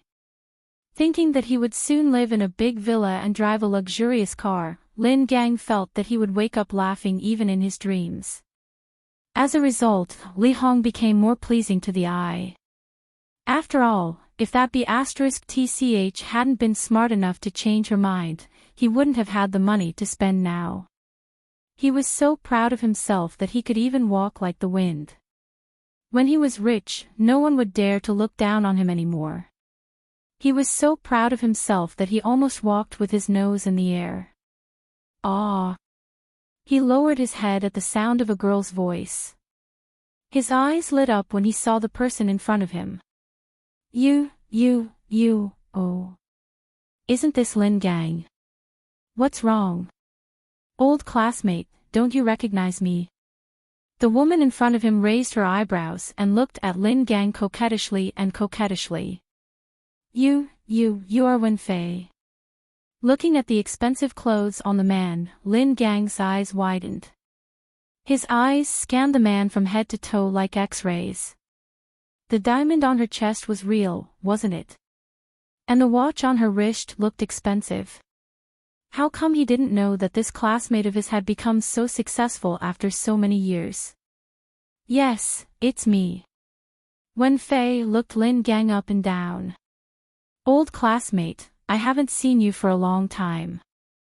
I didn't expect you to still be so beautiful. You're too kind.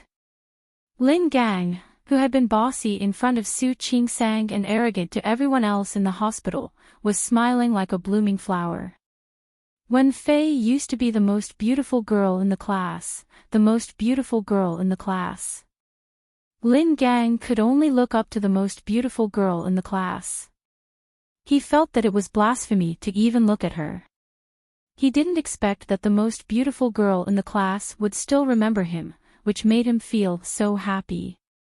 Old classmate, it's fate that we met. Why don't we have dinner together? Okay.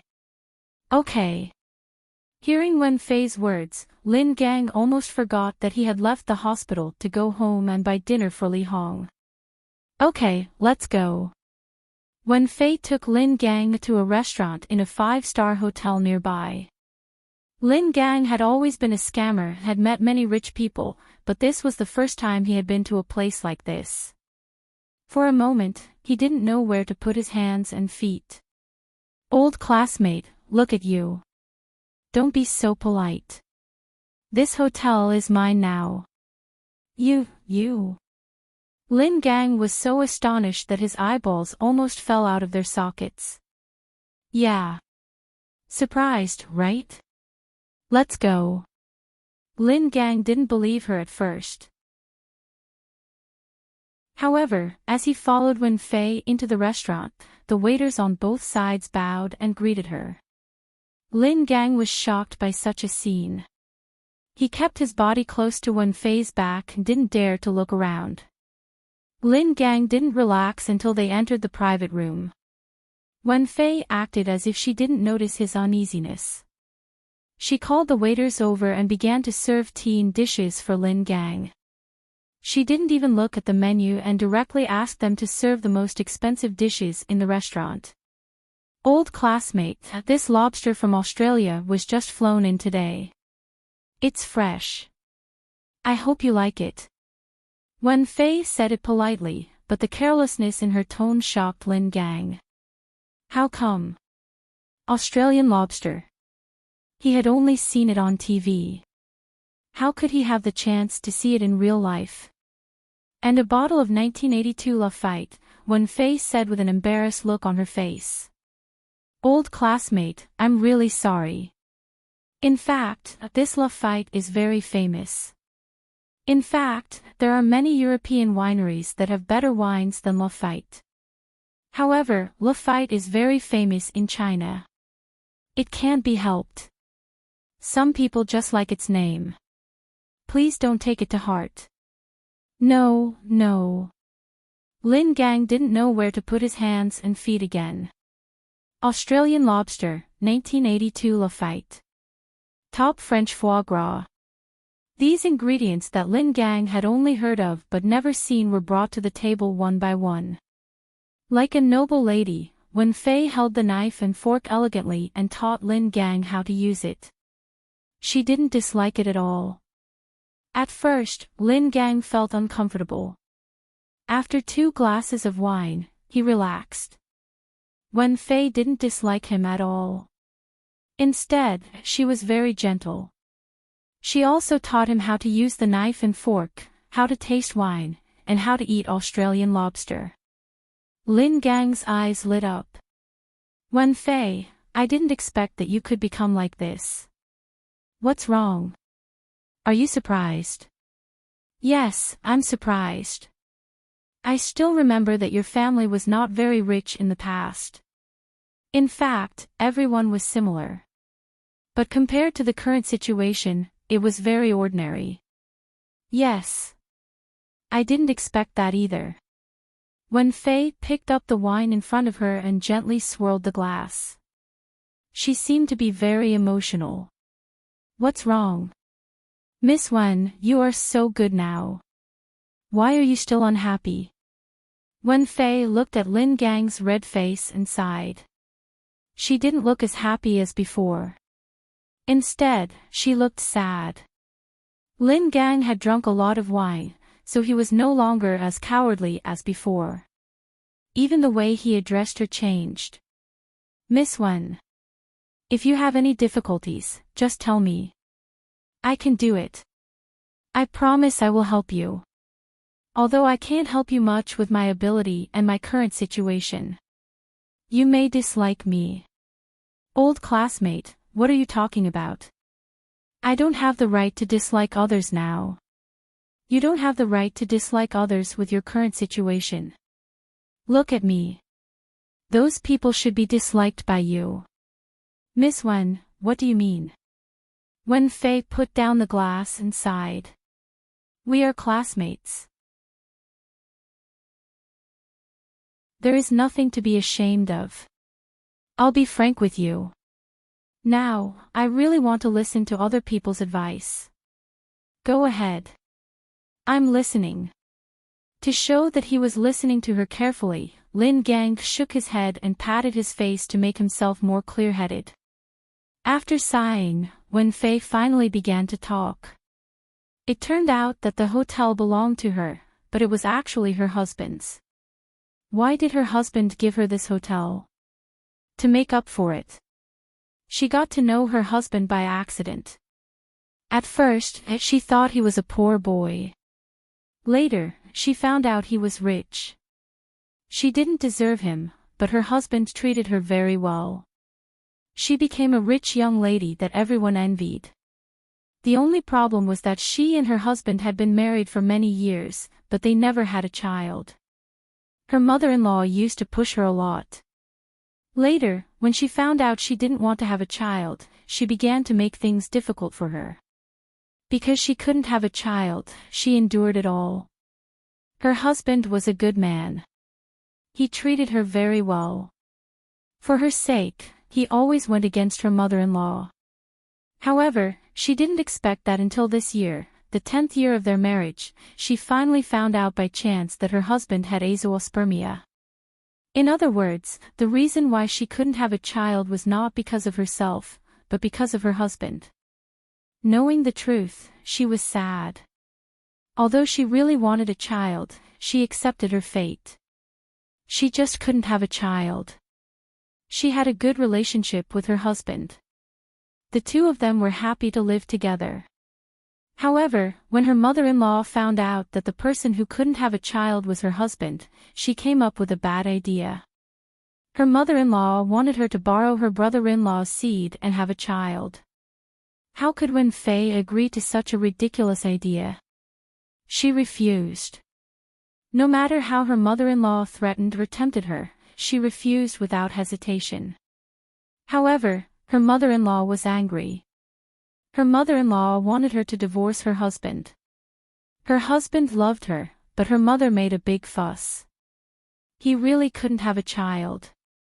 In the end, he agreed to the divorce, but he gave her this hotel as compensation. He said that she wasted 10 years of her youth, so he gave her a hotel as compensation. He hoped that she could find a man who could have a child and treat her well. Then they could live happily. Wen-fei picked up the glass and took another sip. Tell me, how can I be happy now? My husband is gone. I don't have a child. My husband asked me to find another one. But he was so good to me. Where else can I find a better man than him? After a few more glasses, Wen-fei cried, Why? Why is my life so hard? Why can't I have a child? If only I could have my own child. If only my husband could have a child. How wonderful would that be? Lin Gang was drunk. He listened to Wen-fei with red eyes. He didn't expect her to have such a legendary experience. Don't cry. I think it's fate. Not to mention that you have this hotel. A hotel. Tut, tut, Wen-fei's husband is so generous. Lin Gang tried to control the jealousy in his words. Wen-fei raised her head. Her eye makeup was ruined, and there were tear stains on her face. What's the use of this hotel? I don't have a husband or a child. I'm still young now. But in a few years, I'll feel like my heart is soaked in ice water when I don't even have someone to take care of me. Lin Gang took out a tissue to wipe her tears. But when he heard what she said, his hand was suspended in the air. Looking at Wen-fei's young face, Lin Gang thought of his secret love for her. More importantly, an extremely daring and crazy idea emerged in his mind. Wen-fei's husband couldn't have a child, but he could. What was so hard about being nice to her and taking care of her like her husband did? If he could do that, he would have a share in this hotel. Thinking of this, Lin Gang's face turned redder. It was because of excitement. Wen-fei calmed down. She wiped her tears and looked at Lin Gang. Look at me. I should be happy to see my old classmate, but I just said something to dampen the mood. Speaking of which, you are about the same age as me. You should be married and have children, right? Looking at Wen-fei's teary eyes, Lin Gang couldn't suppress the crazy idea he had just had. Yes.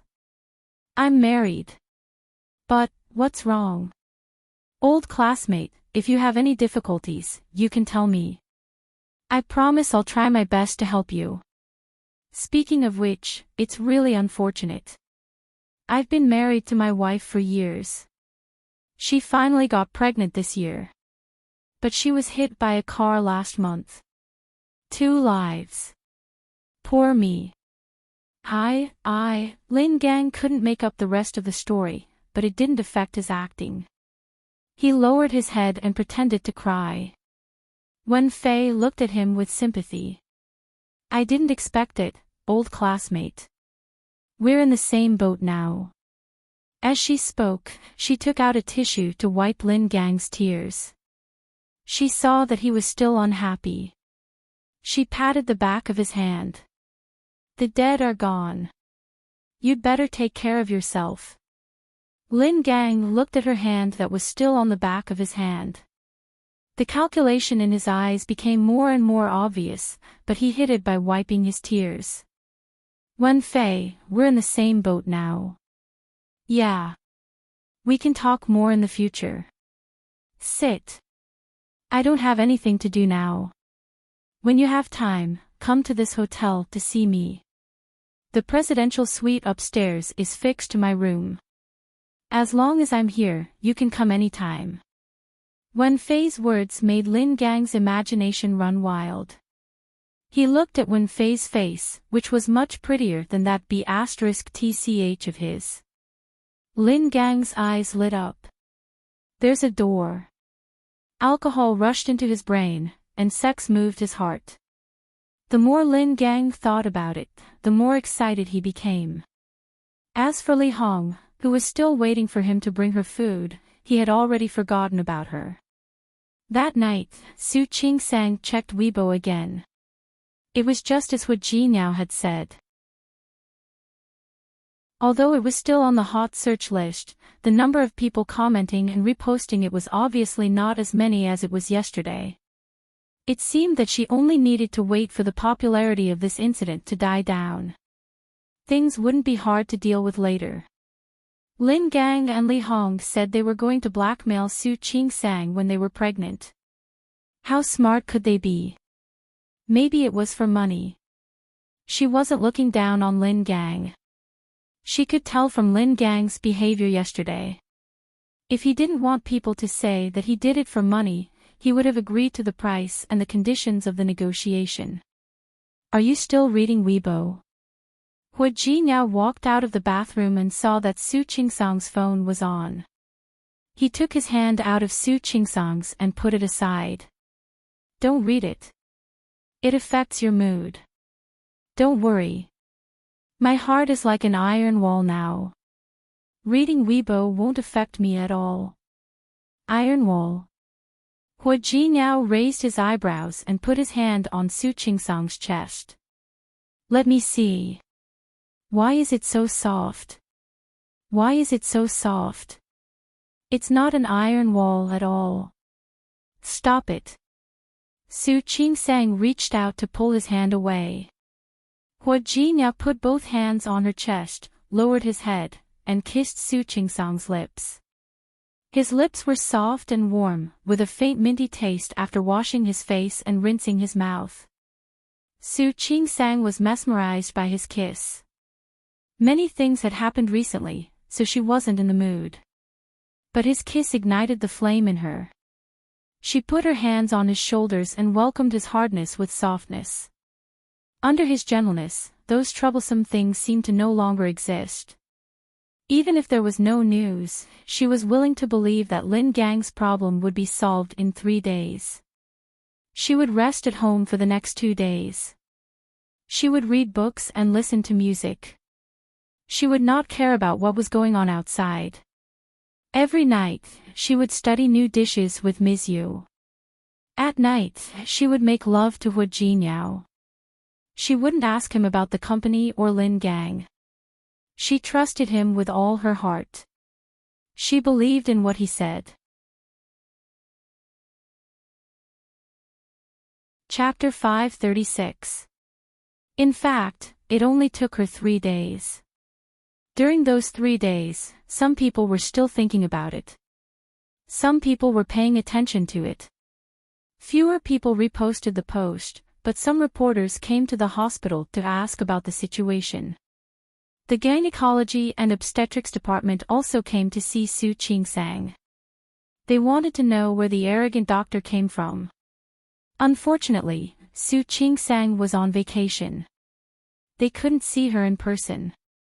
Therefore, a Weibo post said that the hospital had already dealt with Su Qingsang and fired her. But soon, they received new rebuttals. After all, Su Qingsang's photo was still hanging on the wall. How could she be fired? The popularity of the post dropped a little, but the people who paid attention to it and the incident itself were still there. Lin Gang still insisted on what he said. But the strange thing was that he refused to be interviewed by reporters, and he didn't want to show his true face in front of the camera. Because he didn't want to show his face to the reporters, 2 reporters from tabloids started to doubt him. They kept asking Lin Gang about what happened, but Lin Gang wasn't as firm as he had been 2 days ago. Things that were already set in stone suddenly seemed to have a reversal. Li Hong didn't expect her husband to lose his memory. She thought about Lin Gang's strange behavior these days. Li Hong immediately sensed that something was wrong. She couldn't ask in front of the reporters. After the reporters left, Li Hong started to ask. Lin Gang didn't have the patience to deal with her. He turned around and walked away. The whole process was witnessed by others. There was a reporter behind him. He was from a live broadcast platform. He said that he wanted to interview Lin Gang and stand up for him. Lin Gang didn't have time to talk to him. That reporter went to interview Li Hong. Li Hong complained to the reporter again, as she had said before. The reporter got the interview with Li Hong, but he didn't publish it immediately. Instead, he chose to interview Lin Gang again. The reporter's idea was simple. He wanted the couple to cry together. That way, the effect would be better than one person. However, he didn't expect that Lin Gang would be exposed. The reporter asked Lin Gang if Su Qing-sang had any details about how she insulted the pregnant woman. Lin Gang didn't know. What he said later didn't match what Li Hong had told him. That reporter suddenly realized that something was wrong. That night, when both of them were in the ward, he locked the door. He told Li Hong what Lin Gang had said. She asked Li Hong what happened. Why did the two of them have nothing to say? Li Hong didn't expect her husband to be so stupid that he made a mistake. It was just a few words, but Lin Gang's anger was ignited. He quarreled with Li Honglu. The reporter recorded the entire process. Li Hong and Lin Gang quarreled more and more fiercely. In the end, in a fit of anger, she told the truth. You're the one who asked me to frame Dr. Su. You're the one who told me that as long as we accuse Dr. Su, we can get a large sum of money. What do you mean by this attitude? What do you mean I told you to frame Dr. Su? Aren't you greedy for money yourself? If you weren't greedy for money, would you have tried to scam someone and gotten hit by a car? Why would I do that? Isn't it because you asked me to? You're not the one who asked me to frame Dr. Su. Didn't you also ask me to frame him? Li Hong was furious. She didn't expect that Lin Gang would put all the blame on her. If you didn't ask me to lie for money, would I have done such an ungrateful thing? Dr. Su was her lifesaver. You did what I asked you to do. You did what I asked you to do. Why didn't you do it when I asked you to die? Lin Gang was so angry that he slapped Li Hong across the face, regardless of whether she was still recovering from her confinement or not. The reporter sitting in the ward widened his eyes and looked at the breaking news in front of him. He was so shocked that his jaw dropped. This reporter wasn't an ordinary reporter. He already had some fans on this live broadcast platform. From the moment he entered the ward to the moment he interviewed Lin Gang and Li Hong, he had been live-streaming the whole thing.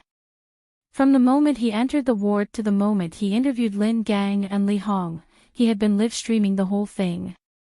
What else couldn't he understand? The two of them were making a scene in the hospital. A shameless and shameless one at that. Li Hong was weak. She was no match for Lin Gang. Lin Gang slapped her several times.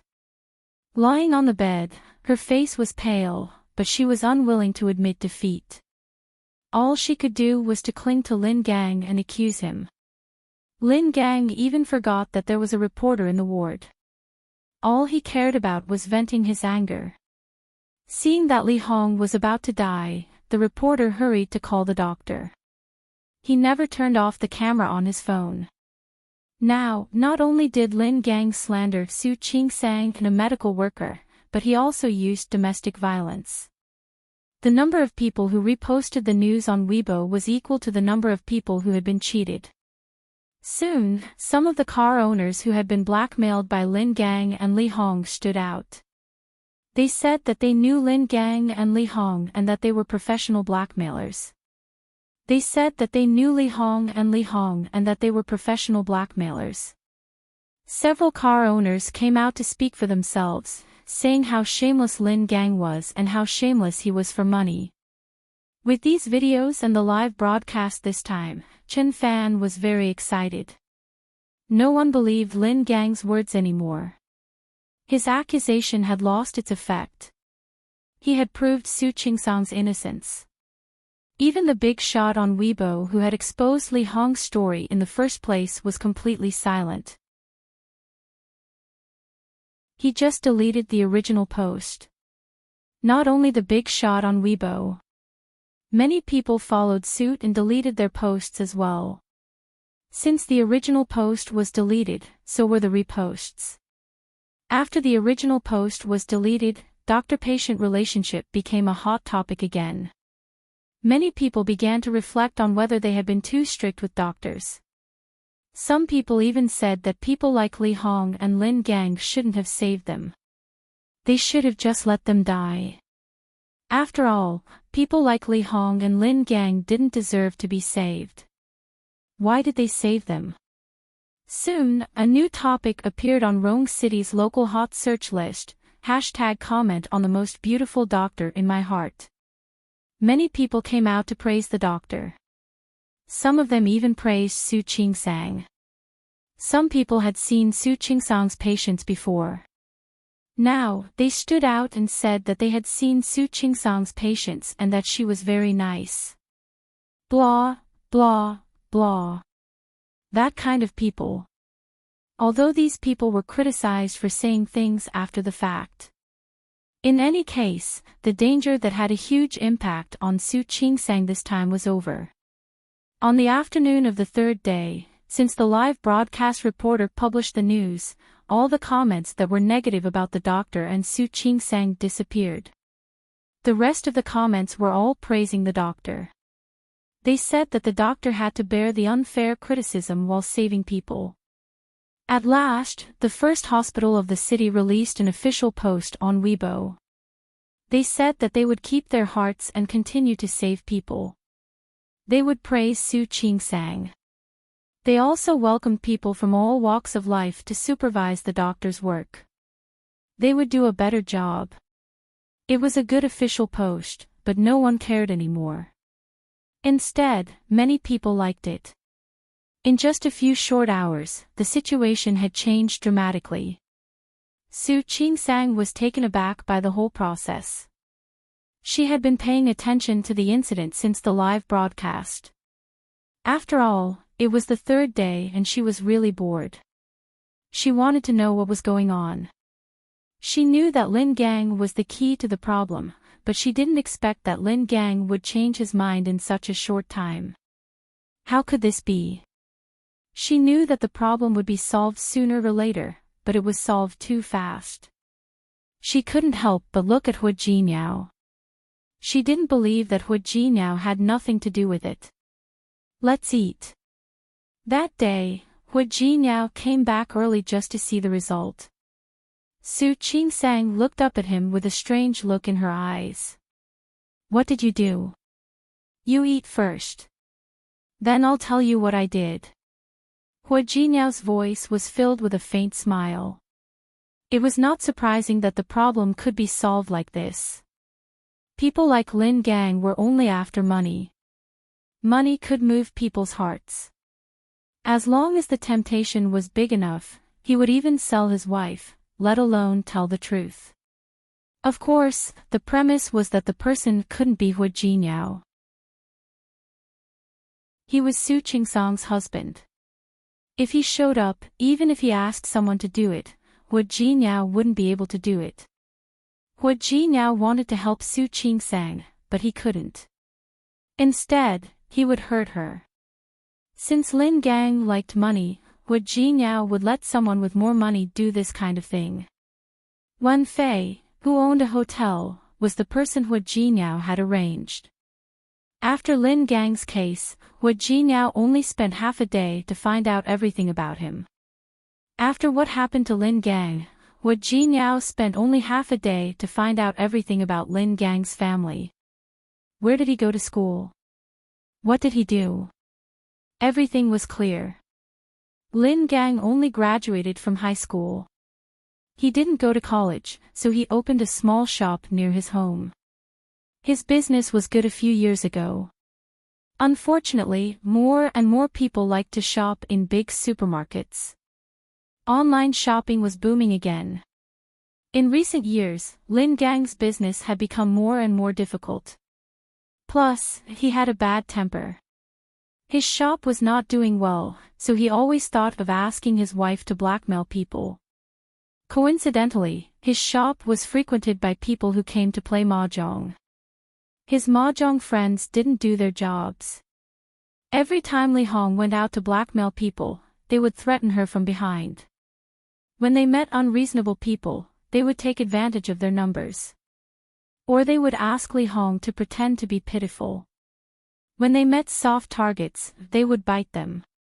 That was how he spent the past 2 years. Since Li Hong was in trouble, he wanted to blackmail Su Qingsang. The more money he could, the better. However, before he could blackmail Su Qingsang, someone came to Lin Gang, offered him money, and told him to bite Su Qingsang no matter what. Not only would he earn money, but he could also extort money from Su Qingsang. How could Lin Gang refuse such a good deal? At first, Li Hong still had a conscience. She didn't want to do that, but after Lin Gang threatened her, she agreed. However, no matter how much money was offered to Lin Gang, it was no more than 100,000 or 200,000.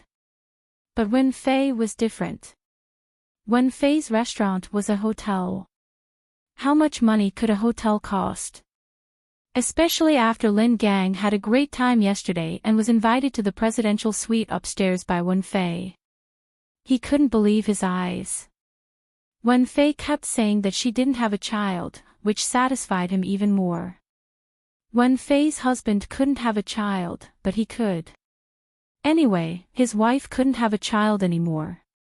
Now, she had a little girl. Look at the young and beautiful Wen Fei, and then look at his old and ugly Li Hong, who couldn't give him a child. Anyone with a brain would know which one to choose. Lin Gang had an idea after making a comparison. Of course, he wouldn't return the money given by that person. Anyway, that person asked him to blackmail Su Qingsang, and he did it. As long as he didn't change his mind, he would be fine. However, he didn't expect to meet Wen Fei. Even though they had only been together for 2 days, he felt that Wen Fei was the woman he was destined to be with. Wen Fei was gentle, beautiful, and considerate. Most importantly, she was rich. A hotel was nothing compared to the 100,000 that person had given him. Lin Gang had already figured out how to win Wen Fei's heart. He even started to dream about what his life would be like after he won Wen Fei's heart. Under such circumstances, of course, Lin Gang didn't want his face to appear on TV. Therefore, even though he had been very arrogant before, he began to hide when he saw the reporters. He didn't dare to confront the reporters face to face. Most importantly, he thought that he would soon get a hotel, so he didn't care about the compensation. All he could think about was how to be with Wen Fei and how to make that hotel his.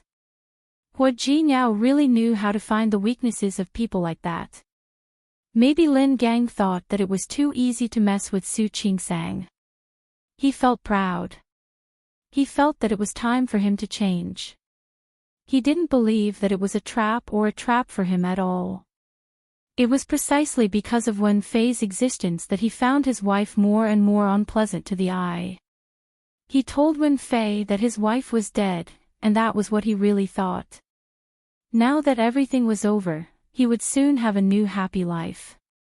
Of course, he thought that Li Hong made her angry. People like Lin Gang were carried away by success. Especially after Wen Fei seemed to hint at him a few times, he felt that he had more hope. He went to a 5-star hotel every day. He was called boss, had a beautiful woman by his side, and would have a son to inherit his family. Lin Gang had fallen into such a sweet dream. He didn't think about the illogic of it at all. Or maybe it was the dream he had when he was young, or his obsession with Wen Fei made him ignore the illogic. He didn't even think about why Wen Fei would want to be with him, considering his current situation. That's it. Su Qingsang stared at Hu Jinyao with her eyes wide open. She couldn't believe that the problem could be solved so easily. What else? He trusts people too easily, doesn't he? Su Qingsang felt that it was a bit magical. Chapter 537. Su Qingsang thought it was too easy for Lin Gang. It's not easy. That's not an ordinary person. She's the goddess of his school. She was the prettiest girl in his class. Hu Jinyao didn't think that Lin Gang trusted people easily. He just had the right time, the right place, and the right people. Oh, right. How do you know that Wen Fei is the prettiest girl in his class? Hu Jinyao looked at Su Qingsang's twinkling eyes, which were like stars in the night sky, and smiled. Kiss me, and I'll tell you. Not serious.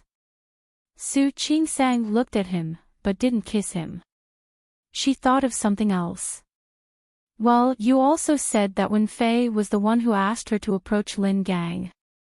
What if Lin Gang doesn't let her go? I said, kiss me, and I'll tell you. This guy is really... Su Qingsang leaned over and kissed him. Hu Jinyao didn't think it was enough, so he held her and kissed her deeply. He didn't let her go until she was out of breath. He could kiss her if he wanted to, but he liked to see her blush. Her shy and angry eyes were especially attractive. Hu Jinyao couldn't help but lean over and kiss her cheek again. Can you tell me now? I was too naive when I deleted the Weibo post that day. Later, when the news got out, I asked Yang Wenchang to investigate Lin Gang. It didn't take long to find out everything about a person like Lin Gang. It turned out that Lin Gang had been thinking about Wen Fei for the past 3 years in high school, instead of focusing on his studies. But Wen Fei didn't like him. This was an excellent point of use. If it were someone else, it might work, but it wouldn't be so fast. Lin Gang was a young goddess, and he didn't have a child. Lin Gang just happened to want a child. All the conditions met Lin Gang's needs. Under such circumstances, it was too easy to make him fall in love with Wen Fei. As long as Wen Fei took him to her hotel for a visit and a meal, he would fall in love with her. As long as Wen Fei made herself sound more helpless and pitiful. Lin Gang was blinded by her beauty. How could he know that Wen Fei had been acting in front of him all along? He was more willing to believe what he saw with his own eyes, seeing Wen Fei being addressed as Boss Wen. Then, he looked at Wen Fei, who was dressed in famous brands and had an elegant demeanor. How could he have known that Wen Fei was faking it all? This was much easier than sending people to deal with people like Lin Gang. Su Qingsang nodded and looked at Hu Jinyao with eyes that were much brighter than before. You're amazing. He was able to investigate so many things in such a short period of time, and even arrange for Wen Fei's appearance in such a short period of time. Most importantly, there was no trace of an arrangement, and Lin Gang believed it. This was already very impressive. Hu Jinyao's lips curled up, and there was a faint smile on his handsome face. Hugging her waist, he gave her another kiss on the cheek. Wife. Please continue. Continue. Yes. Keep complimenting me. I love to hear it. Su Qingsang looked at him. She didn't roll her eyes like she usually did. Instead, she put her arms around his neck and looked into his eyes. I can't. Even if you can't, you still have to. Hu Jinyao put his hand on her waist and said threateningly, tell me. All right, all right. You're the best. Who am I? Hu Jinyao's hand slightly tightened. How could Su Qingsang not know his special skill? She was afraid that he would tickle her, so she hurriedly begged for mercy and told him what he wanted to hear. My husband is the best. What else? My husband is the most handsome. What else? Hua Jinyao moved his face closer to hers. Su Qingsang was very embarrassed. My husband is the best. Okay. She really couldn't find the words to say. Even if she really wanted to compliment him, she couldn't handle the situation. Hua Jinyao slightly narrowed his eyes. He felt that this compliment was completely true to his name. Wife, do you think I'm not the best? His hand on her waist gently moved to the back of her waist. Su Qingsang couldn't be clearer about the reason for the sudden change of direction.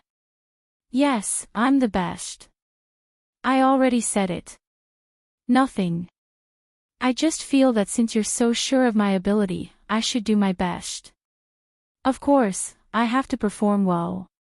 Don't you think so? Perform. How? Of course, he had to show her that he was capable. Su Qingsang didn't know what was going on. She hurriedly put her hand on his chest. She stepped back and kept half an arm's length away from him. You haven't told me yet. What if Lin Gang gets involved with Wen Fei? Don't worry about that. She won't. Are you so sure? Of course I'm sure. Hua Jinyao looked at Su Qingsang and gently pinched her cheek.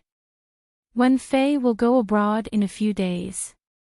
Where will Lin Gang find her then? Go abroad. Yes.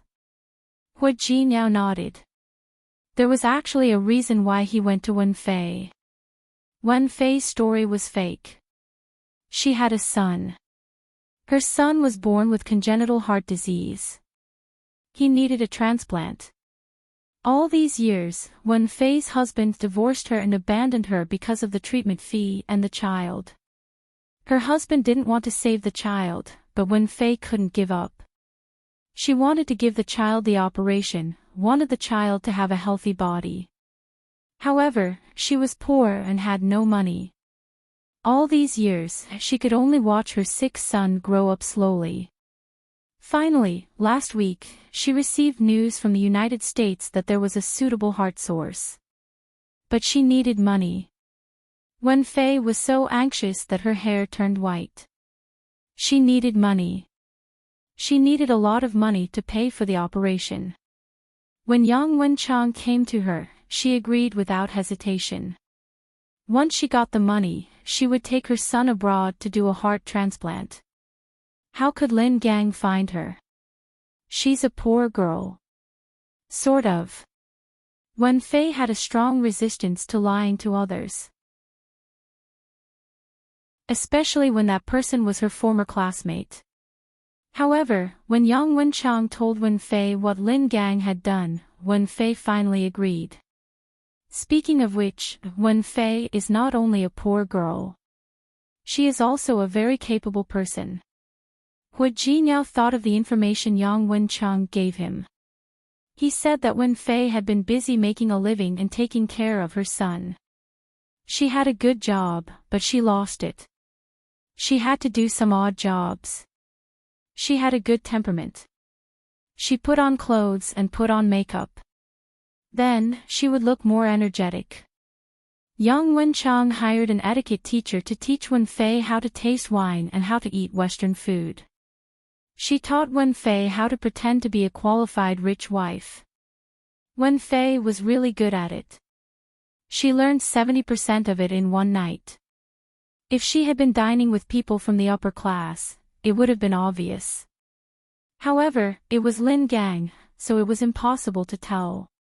She's quite capable. Yeah. Hua Jinyao nodded. Wen Fei came from an ordinary family. She had studied business. If she hadn't been a burden to her son and her husband, she would have achieved great things in her career. Since you admire her so much, why don't you invite her to work in your company? Su Qingsang said that not because she was jealous. She simply thought that Wenfei's life was quite amazing. She was born with such qualifications, and she wasn't blinded by money. She didn't give up on her son and took responsibility. Su Qingsang had a good impression of Wenfei even though they hadn't met. Stop. Yang Wenchang is the one who admires her. Yang Wenchang was the one who arranged this. After he came back, he kept saying that Wenfei was a good person and a talent. There was a tinge of pity in his words. He didn't mean anything else. He just thought that Wenfei was a rare talent. We'll see. I don't think she's in the mood to work now. Wenfei had already contacted the doctor there. She would be taken out in a couple of days. The recovery period of a heart transplant was not a day or two. If she went back to China, it would be possible for Tianyu to invite such a kind-hearted person to work for her. Su Qingsang thought of Lin Gang and Wenfei's husband and felt a little emotional. Do you think that men are born crueler than women? What are you trying to say? He was also a man. What did she mean by that? Hua Jinyao narrowed his eyes slightly. He looked as if he was going to punish Su Qingsang if she said that his plan was too much. No, I'm not talking about you. Su Qingsang worked in the hospital and had seen a lot of people die. There were true feelings in the world. But there were also a lot of people who were not good people. Some children are born unhealthy, sick, and the ones who want to abandon them are often men. Most mothers don't want to abandon their children. You seem to be talking about Wenfei. She works so hard because her husband is irresponsible. Look at Lin Gang. His wife is pregnant, but he still let Li Hong continue to cheat. He doesn't care about his wife's life at all. After the baby was born, he had to move it out of the incubator after a few days. To be honest, it was lucky that the baby was strong and nothing bad happened to him. If an accident really happened because of improper treatment, wouldn't they blame the hospital for being responsible? Hua Jinyao couldn't answer that question. He pulled Su Qingsang into his arms and let her sit on his lap. Honey, there is sunshine in this world, and there will be shadows. I can't promise others, but I can promise myself. Hua Jinyao held Su Qingsang's hand, brought it to his lips, and kissed it gently. He looked into her eyes very seriously. I can promise you. I will never be like them. His voice was deep, magnetic, and sexy at the same time. The determination in his eyes made Su Qingsang's heart skip a beat. She nodded her head lightly. That was the trust she had in her. Hua Jinyao kissed her lips again. She trusted him with all her heart. The expression on her face was so beautiful that he couldn't help it. Su Qingsang felt the gentleness in his kiss. Her eyes were watery. She had been married to Hua Jinyao for more than half a year. She had been learning how to be a good wife. She had been learning how to deal with the relationship between husband and wife and her husband's family. Most importantly, she had to learn to trust a person, and a man at that. It wasn't easy for her. Even though she was Li Qinchue's daughter, she was more sensitive and suspicious than others because she had been born as an illegitimate daughter. She hid her sensitivity, but it didn't mean that it wasn't there. Now, she thought that she could trust Hua Jinyao. She could give him her trust bit by bit until she trusted him completely. She believed that he was behind her, that he would always stand behind her and support her. She believed in his feelings for her and believed that he would never betray her. Lin Gang's matter was over after this incident. Li Hong was a liar. She was as arrogant as she was before, and now she was as cowardly as she was now. The doctors and nurses in the hospital wouldn't make things difficult for her, but they couldn't be nice to her. Li Hong could accept that. However, after the incident that day, Lin Gang had disappeared. He didn't answer her calls or reply to her messages. She didn't know where Lin Gang had gone or what was going on.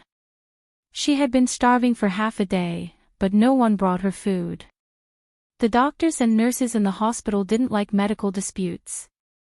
They couldn't kick her out. However, she had made such a big fuss that no one came to ask if she had eaten or not. No other pregnant women were sent to this ward. Since Li Hong is such a troublemaker, I'll let her do whatever she wants. Poor Li Hong. Lin Gang was the only one who took care of her. She had a daughter, so Lin Gang didn't really care about her. Now, Lin Gang didn't even show up. Li Hong didn't know what to do.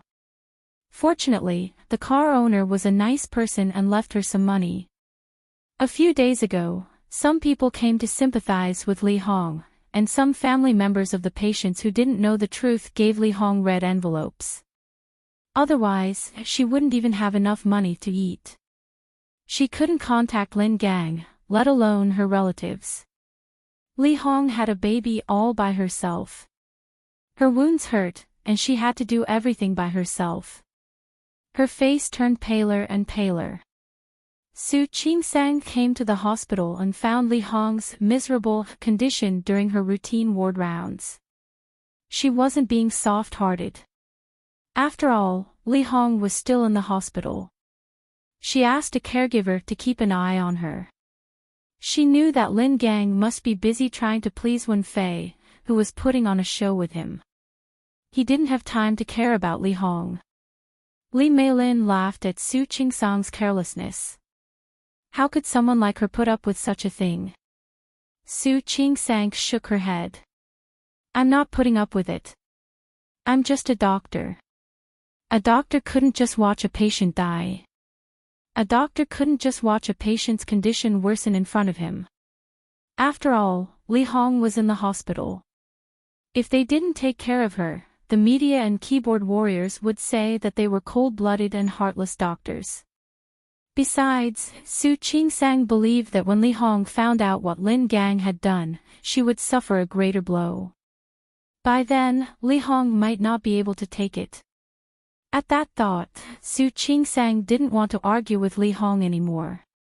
What would happen if Li Hong found out? Su Qingsang didn't care, but she could guess that it wouldn't end well.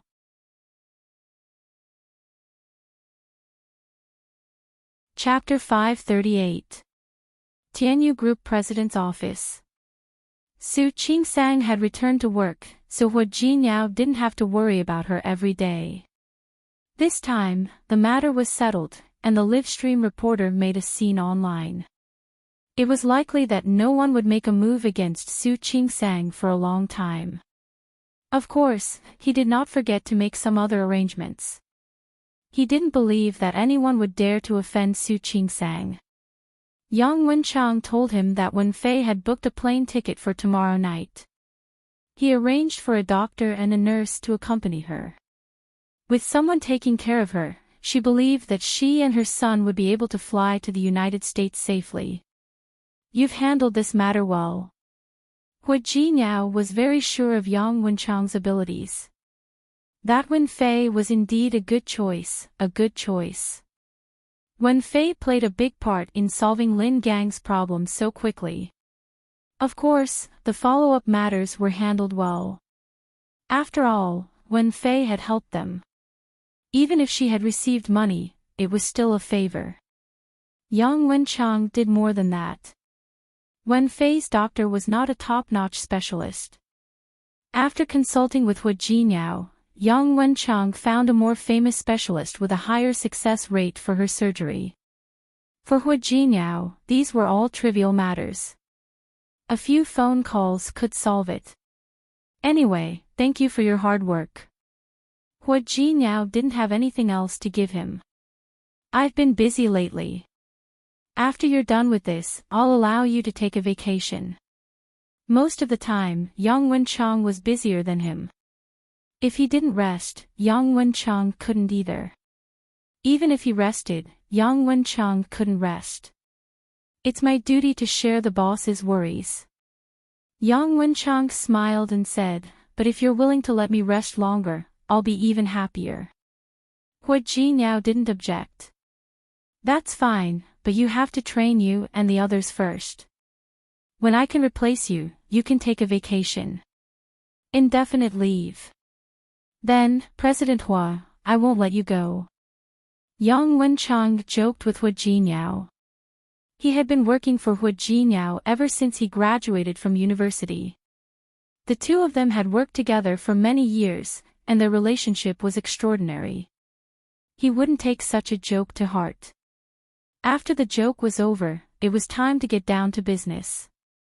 Yang Wenchang reported that he had sent someone to keep an eye on Xiao Hong. However, there were still no clues and no results. Just as she was about to ask Hu Jinyao if he still wanted to keep an eye on them, Ding Qing knocked on the door and came in. She said that she wanted to talk to Hu Jinyao about something. She had an urgent document sent by the planning department. That person knew that the document was 3 days late, so he didn't dare to come to Hu Jinyao, so he asked Ding Qing to deliver it to him. Hu Jinyao took the document from her hand and casually flipped through it. The people from the planning department are really smart. Knowing that I'm not satisfied with the proposal, they came to you and asked you to deliver it to me. Throwing the document on the desk, Hu Jinyao raised his head and looked at Ding Qing. Miss Ding, I admit that you are capable, and I agree with your ambition. However, this kind of good deed doesn't seem to be your style. They're all colleagues. Ding Qing smiled brightly. She knew that the proposal didn't pass the test again, so she didn't say anything. She picked it up and said, I'll help you if I can. You won't mind, right? Hu Jinyao didn't answer her question. He looked at Yang Wenchang and said, I agree with what you just said. There's no need to keep an eye on Xiao Hong anymore. President Hua. We've been watching it for more than a week. If he wanted to expose himself, he would have done it long ago. It's just a waste of time and energy to keep watching him. Yes. Yang Wenchang nodded. Hu Jinyao glanced at Ding Qing and asked, anything else? No. Ding Qing took the document and walked out of the office. The moment she opened the door, she heard Hu Jinyao say, I have another thing that I need you to do. It's much more important than Xiao Hong's. She frowned. She almost wanted to stay and listen to the whole thing. After all, she didn't want to offend Hu Jinyao. However, what could be more important than Xiao Hong's? Ding Qing walked out. Hu Jinyao signaled Yang Wenchang with his eyes to check if the office door was closed. Yang Wenchang didn't understand. He walked up to check and stood back in front of the desk. President Hua. What is it? Hu Jinyao looked at Yang Wenchang and suddenly put on a serious face. Keep an eye on Xiao Hong, and send more people than before. Keep an eye on him from all directions. If you can, have his phone tapped. I believe we'll get the results soon. President Hua. Yang Wenchang didn't understand what Hu Jinyao meant. Hu Jinyao didn't say that. Yang Wenchang was a smart man. Ding Qing was in the office just now. Did Hu Jinyao say that on purpose? President Hua, are you suspecting Ding Qing? Yang Wenchang was shocked. Hu Jinyao narrowed his eyes. He subconsciously tapped his fingers on the desk. Hu Jinyao didn't want to use that word. Just do as I say. Also, check on Ding Qing. It's best if you can find out who she's been in contact with. Yes. Yang Wenchang hadn't found anything wrong with Ding Qing in the past few days, but since Hu Jinyao said so, there must be something wrong. After Yang Wenchang left, Hu Jinyao looked at the document that Ding Qing had just given him. He couldn't deny that Ding Qing was good at her job. However, no matter how good she was, if she wasn't loyal, he wouldn't want her. It didn't matter, though. He would soon find out whether she was a human or a ghost. Su Qingsang was in a good mood. The problem was solved. Su Yusin and Shi Mengwan both called to ask about her. It was a big deal, but it was solved quickly. Su Yusin was relieved when he heard that it was Hu Jinyao who helped. After the incident, the leaders of the hospital all came to the gynecology and obstetrics department to visit her, saying that she had been wronged. They also praised Su Qingsang at the hospital meeting, saying that she didn't care about personal gains and losses. They said that she didn't care about the past and treated the patients' families like family members. Su Qingsang knew that the hospital didn't want to offend anyone. She had just been in the hospital for a short time. How could she deserve that kind of praise? She didn't take it to heart. She continued to work, and perform surgeries. Every day, she was busy. She was busy, but Hu Jinyao wasn't idle either. She noticed that he was even busier than before. A few more days passed. Li Hong's wound was almost healed. She could leave the hospital. However, there was a problem. Lin Gang didn't show up. No one paid the rest of the bill for Li Hong, so she had to stay in the hospital. She kept calling Lin Gang and asked her neighbor to tell Lin Gang about her. Lin Gang finally showed up. He paid the hospital bill, left 50,000 yuan, and ran away after saying that he wanted a divorce. Li Hong screamed in pain. She held Lin Gang's hand tightly and didn't want to let go. She couldn't believe that Lin Gang would be so heartless as to leave her and her daughter behind. Lin Gang, you will die a horrible death.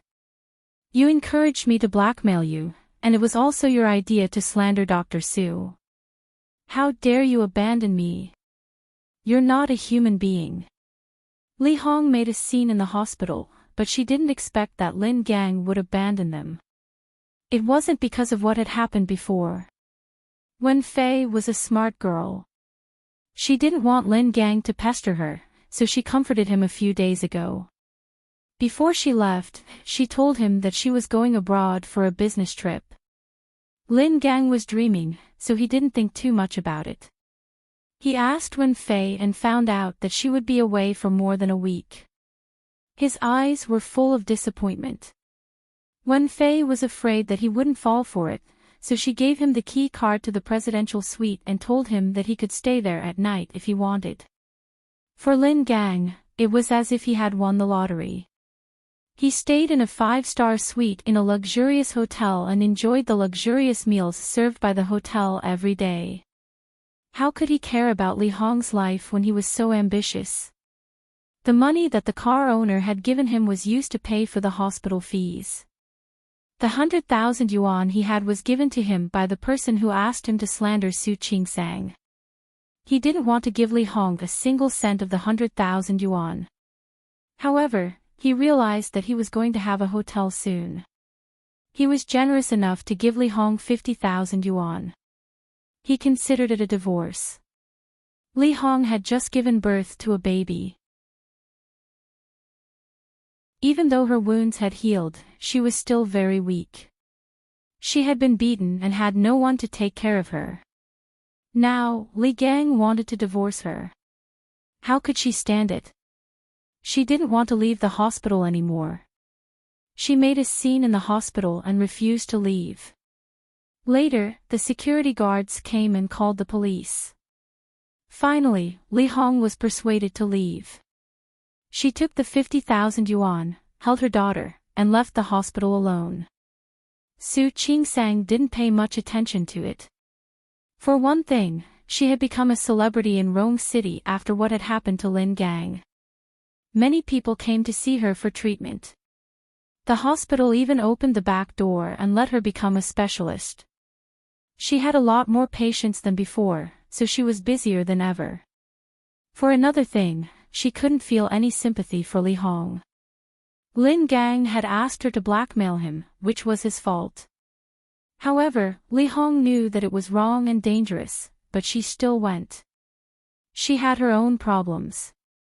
She had only herself to blame for what had happened. She couldn't blame anyone else. On the other hand, young Wenchang, who had been lying low for a while, finally got the information that Hu Jinyao wanted. President Lin Gang was kicked out of the hotel today. Yang Wenchang reported to Hu Jinyao about what had happened. He got off lightly. He had stayed in the hotel for a few days and enjoyed himself for a few days. Yang Wenchang felt a little guilty. It was too easy for a man like him to get all that. You don't understand, do you? Hu Jinyao smiled. The more you do that, the crueler it will be for him. If a man had never gotten something, he would never think about it. However, once he got it, he would lose it. That feeling was more painful than if he had never gotten it. A few days ago, when Fei told Lin Gang that she was going on a business trip and asked him to stay in the presidential suite, he believed her. Not only did he believe her, he even went to divorce Li Hong. Now that he and Li Hong had divorced, it was time to close the net. Li Hong wasn't easy to deal with. Lin Gang wanted to divorce her, so she asked him to give her the house and the money. Otherwise, she wouldn't leave. She said that she had to take care of the baby, eat and drink, and pay for the baby's milk powder. Lin Gang was still dreaming of marrying a rich woman. After thinking about it, he didn't make it difficult for her. He gave Li Hong the money and the house. After that, the staff at the hotel got the news as well. When Lin Gang went back to the hotel, he was told that the presidential suite had expired. The staff asked him if he wanted to renew it. Lin Gang was dumbfounded. He couldn't believe his ears, so he kept arguing with the staff at the hotel. He said that the hotel belonged to Wen Fei and that Wen Fei was his friend. Why did he have to pay?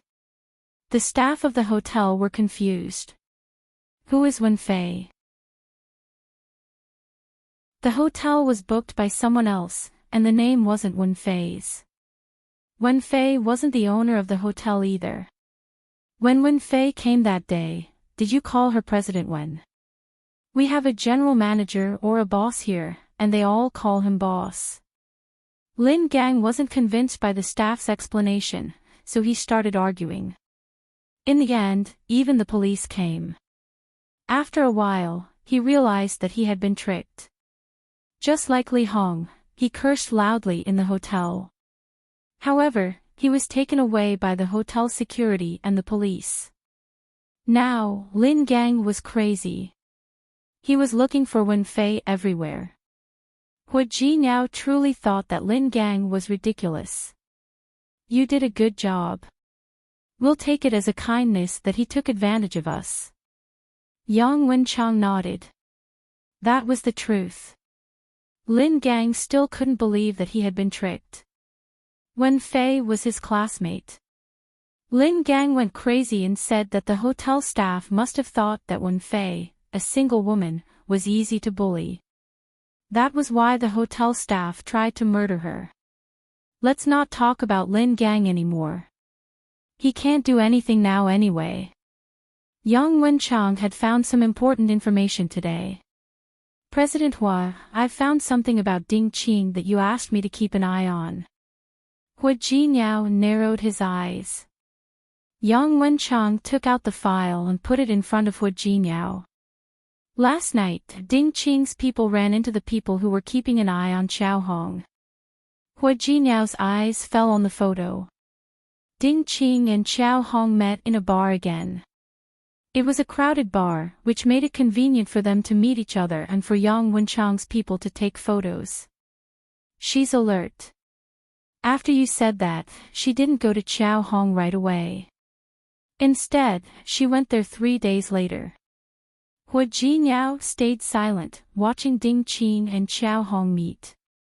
One of them took out his phone. Yang Wenchang saw the photo as well. We've checked it. There's an extra 10 million in Xiao Hong's account.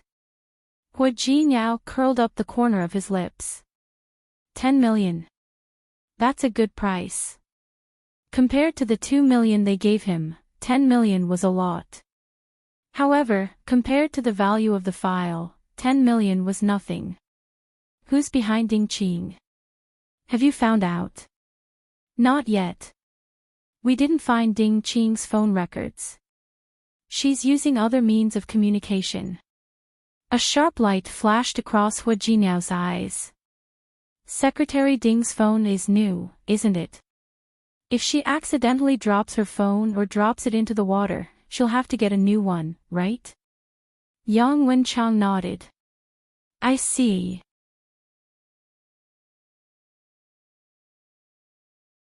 Chapter 539. It wasn't just about Xiao Hong. He had every reason to believe that the same person was behind Su Qingsang's death.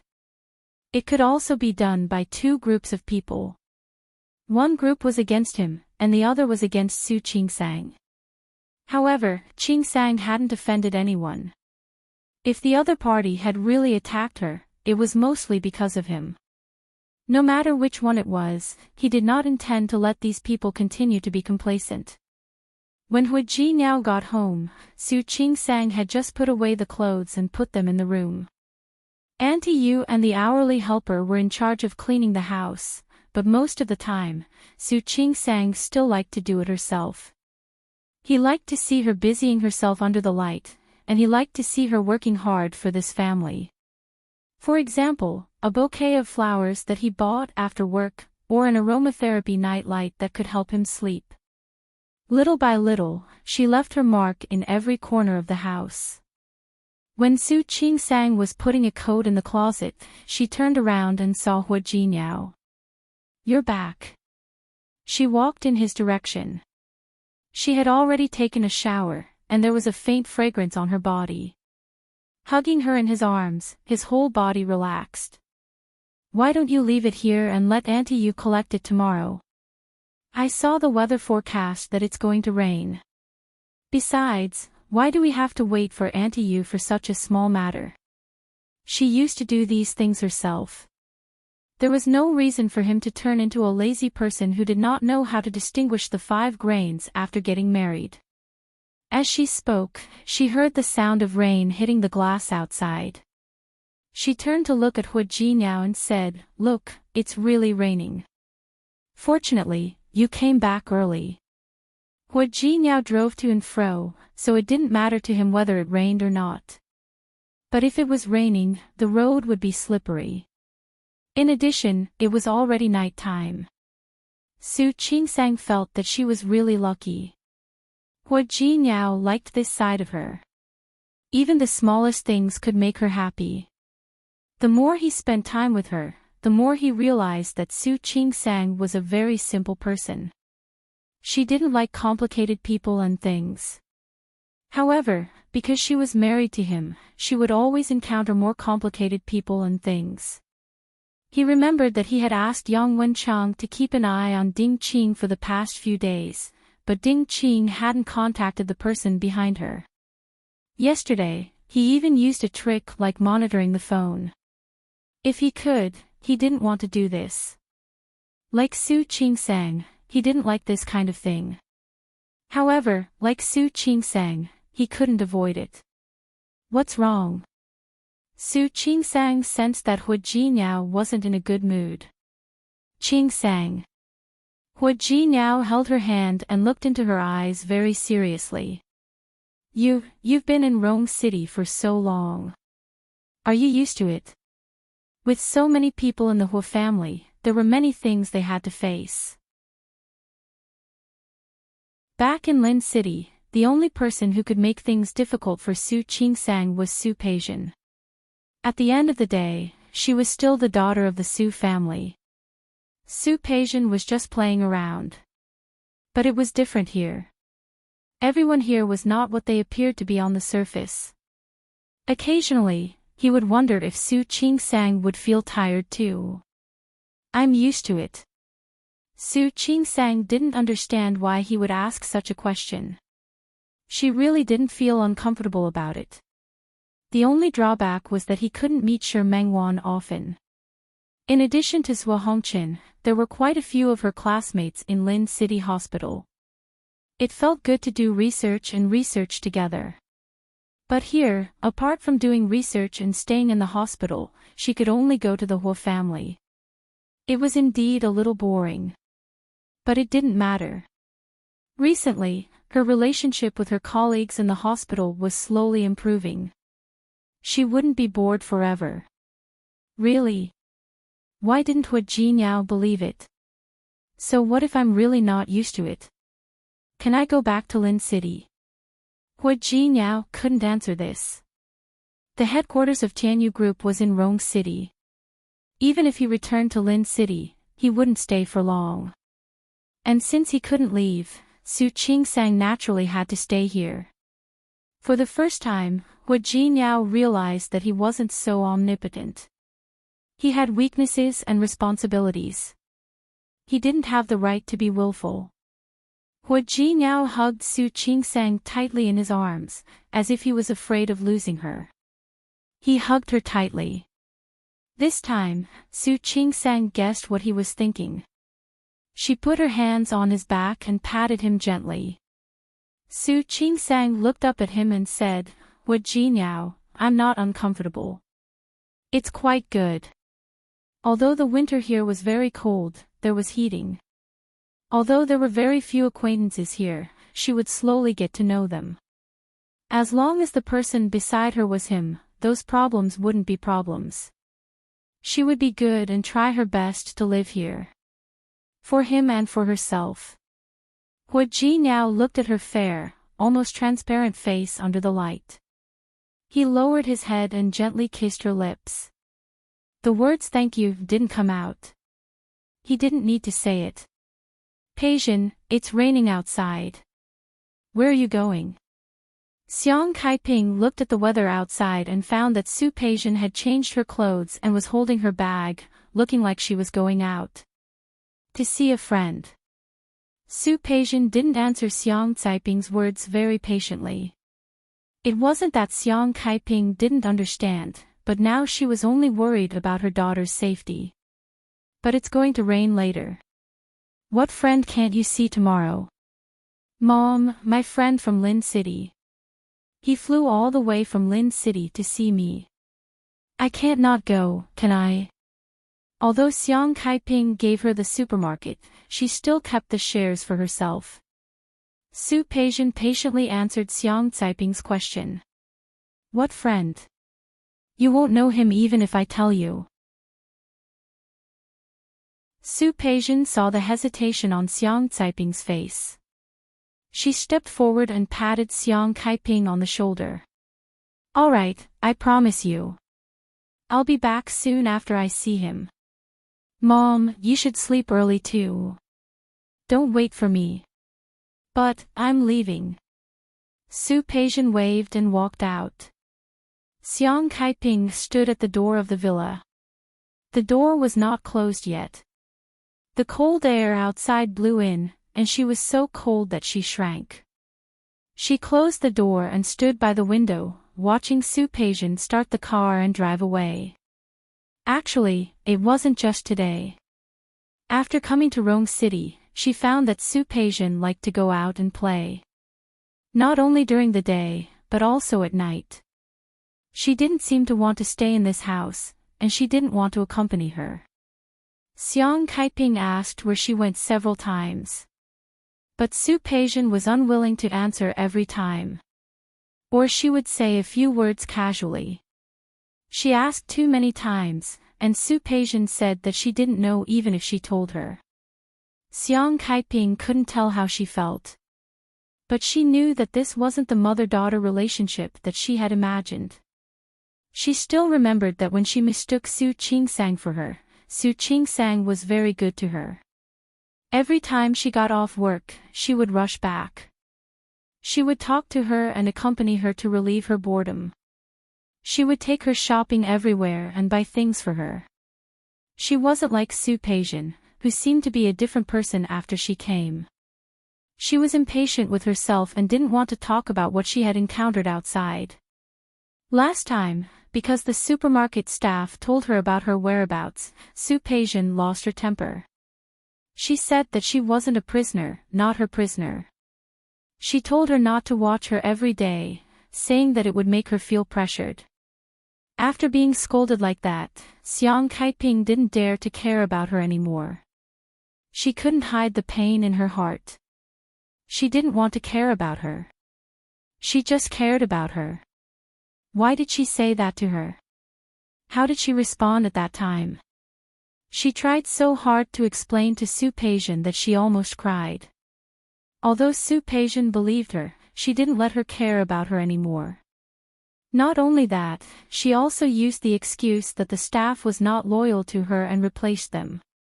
She knew that the people who were still working now were all old employees of the company, but she still let Su Peijian make a scene. After that incident, the group of old employees didn't dare to talk to her again when she went to the supermarket. She wanted to ask Su Peijian how she was doing every day, and if there was anything she couldn't solve in the business. Because those employees were afraid of being fired, no one dared to tell her about Su Peijian. She only found out later that Su Peijian went to the supermarket. She didn't treat the supermarket as her home like she used to, and she was busy from morning to night. More importantly, Su Peijian was often not there, and she didn't know where she went. She asked again later, and Su Peijian's temper was even worse than before. The more she said that she was just worried, the more Su Peijian was disgusted. I'm such a big person, and I have hands and feet. How can I be lost? Su Peijian's words made her speechless.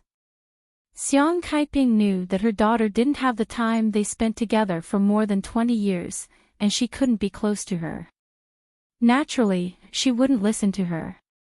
However, knowing was one thing, and accepting was another. That was her daughter, after all. Xiang Kaiping looked out of the window. The rain was getting heavier, and the disappointment in her heart was getting more and more obvious.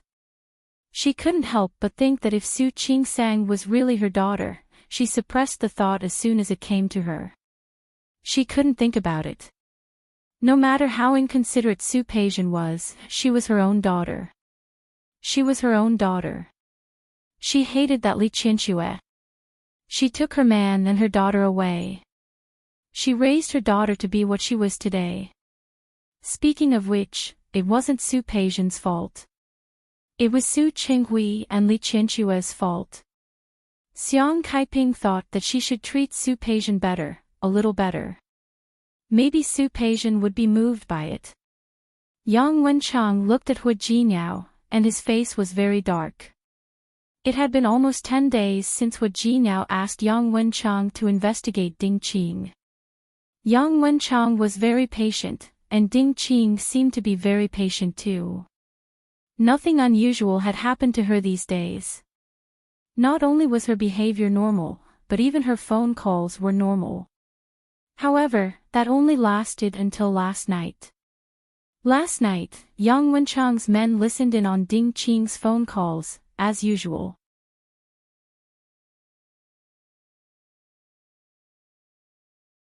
Chapter 540. Su Peijian sat in the private room. On her left sat the Huo brothers, Hui Yifan and Hui Yang. On the right were a few children who got along well with the Huo brothers. Speaking of which, it was quite interesting. Hu Jinyao had a few childhood friends, including Li Junxing, Su Changlong, Wan Xianyang, Qing Xianyun, and Tang Mohan. His circle was almost fixed. If others couldn't enter, they wouldn't easily bring outsiders into their circle.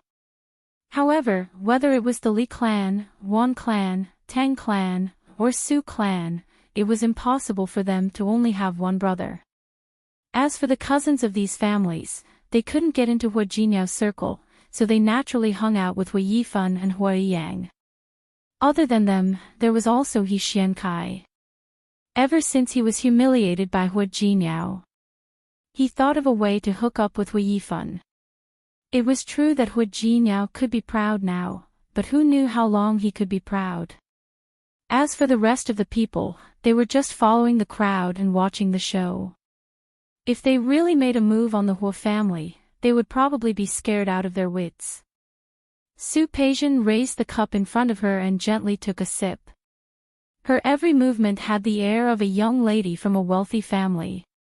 She smiled faintly, her facial features beautiful, but there was a hint of grievance and melancholy in her eyes. Speaking of which, it was true that Sue Payson was spoiled and willful, but she had changed in the past few months. She was completely different from the spoiled young lady she used to be. She had the magnanimity of a rich young lady who had been carefully cultivated by Li Chinchua, but there was also a light worry in her eyes that was different from that of ordinary rich young ladies. A few months ago, Sue Payson had gotten to know He Xingxian, so she had gotten to know that employee of the Tianyu group. She had only gotten to know Hua Jinyao, but she had accidentally discovered something interesting about the Hua family. For example, Hua Jinyao was the eldest son, but he was not favored in the Hua family. For example, Hua Jinyao's position as the CEO was not as stable as others thought.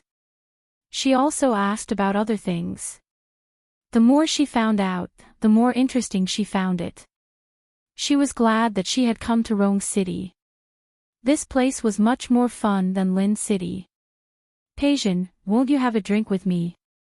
Hui Yifan looked at Sue Payson with a hint of amusement in his eyes. It was undeniable that after interacting with this woman a few times, he felt that she was quite to his taste. What? Sue Payson raised her eyebrows and turned to look at Hui Yifan. Mr. Hua, are you treating me as an escort? How could this be? Hui Yifan stepped forward and put his arm around her waist. I admire you and want to have a drink with you. How's that? Good reason. Sue Payson smiled, raised her glass, and handed it to Hui Yifan. Well, here's to your good taste. Hui Yifan smiled and clinked glasses with Sue Payson. I find that I admire you more and more. Thank you. Sue Payson clinked glasses with him and downed the wine in one gulp. The corners of his lips curled up with a hint of smugness. Look. Her charm was still there. Only blind people like Qiu Yanbo and Hua Jinyao would stare at Su Qingsang. Hui Yifan was much more perceptive than the others. Mr. Hua. How about we play something exciting? As soon as she said that, not only Hui Yifan but also Hua Yang and the others stared at Sue Payson. Sue Payson enjoyed their gazes very much. Hui Yifan stared at her face and tightened his arm around her waist. How exciting. Let's make a bet. What bet? I bet that you will fall in love with me in a month. As Sue Payson spoke, she gently poked Hui Yifan's chest. She knew which angle of her was the most beautiful and seductive. She had practiced many times in front of the mirror at home for today. Hui Yifan smiled, and the others followed suit. Sue Payson stood up slightly, held Hui Yifan's hand, and sat down on his lap. What, you don't dare to bet? There's no need to bet. Hui Yifan held her hand and kissed it on his lips. I'm falling in love with you now. Really? Of course. Hui Yifan nodded. I'm willing to admit defeat. What do you want? Sue Payson shook her head. Mr. Hua, you don't have to coax me. You didn't fall in love with me. You're not me. How would you know? Of course I know. A man's eyes will be different when he looks at the woman he loves. As Sue Payson spoke, she reached out and drew a circle on Hui Yifan's chest. I don't mind waiting. Because I have confidence. In a month you will definitely fall in love with me. Hui Yifan looked at the beauty in Sue Payson's eyes and couldn't help but want to kiss her. However, Sue Payson stood up at this moment and quickly left his arms. Mr. Hua, I think it's better for us to maintain a sense of mystery before you fall in love with me. As she spoke, she picked up her bag on the sofa. Mr. Hua, Mr. He, young Master Wan, young Master Tang, I have to go home. Excuse me. I'll see you next time. Waving her hand, she left in her high heels. Hui Yifan almost got up to chase after her. Hua Yang looked at his brother and narrowed his eyes. Brother, do you really like her that much? It's exciting, isn't it? Why do I feel like she's not a good person? Hua Yang wasn't stupid. How many people in this circle were stupid? It was obvious that Su Peijian wasn't from a good background. She suddenly appeared and inexplicably entered their circle after only a few interactions. It felt like they knew every step of the way. But now that he looked back, he felt that it was unexpected. Not a good person. Hui Yifan smiled and turned to look at him. Are you a good person? Brother. Hui Yifan picked up the wine in front of him and took a sip. Don't worry. Of course, I know she's not a good person. He could even guess that Su Peijian had an ulterior motive. But so what? The more beautiful a woman was, the more sense of accomplishment he would feel when he conquered her. He couldn't wait to see Su Peijian submit to him. The atmosphere in the office was still very tense. Yang Wenchang looked at Hu Jinyao with a complicated expression. Originally, when Ding Qing made a move, he would naturally be able to find something on her.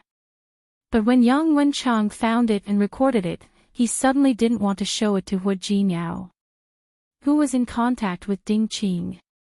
Yang Wenchang stood there without moving. He didn't know how to give the investigation report to Hu Jinyao. This was the most complicated thing he had ever been since he started working for Hu Jinyao. President Hu Jinyao raised his head to look at him. Yang Wenchang's lips were pressed together tightly. He didn't look well. When he met Hu Jinyao's sharp gaze, a rare feeling of guilt welled up in him. He had been working for Hu Jinyao for many years. It had been 7 or 8 years since he graduated. During this time, he got married and had children. He grew up in a happy family. His family was simple, and he met his wife in college and then married her. He used to envy Hu Jinyao, who was born into a wealthy family. He was destined to be a superior person from the moment he was born. Such a person was undoubtedly a winner in life and had a smooth life. But after working for Hu Jinyao for a long time, he realized that it wasn't like that. Being rich didn't make one happy, nor did having a high social status. Ever since Hu Jinyao took over as the president of Tianyu Group, he had been unhappy more than happy. President Hu, since Ding Qing is unreliable, let's fire her. It doesn't matter who she contacts. As long as she doesn't work for this company, we won't be able to cause further losses. Hu Jinyao narrowed his eyes, watching his usually calm assistant lose control, which was rare.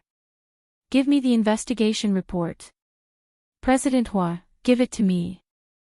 Hu Jinyao stared at him, as if his eyes could pierce through him. Yang Wenchang lowered his head and said, President Hu, I've sent it to your mailbox. Yang Wenchang's tone was a little strange. He seemed to be avoiding something, but at the same time, he seemed to have some scruples.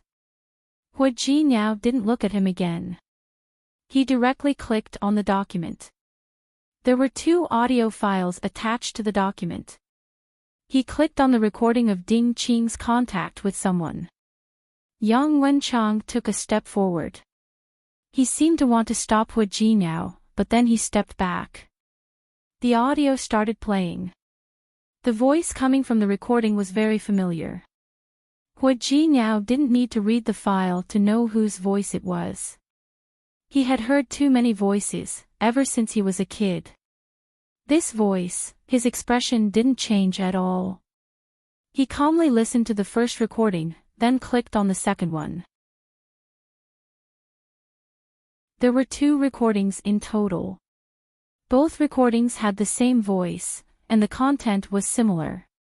Under the 2 files, there was a written explanation written by Yang Wenchang. He looked at Hu Jinyao with pity in his eyes.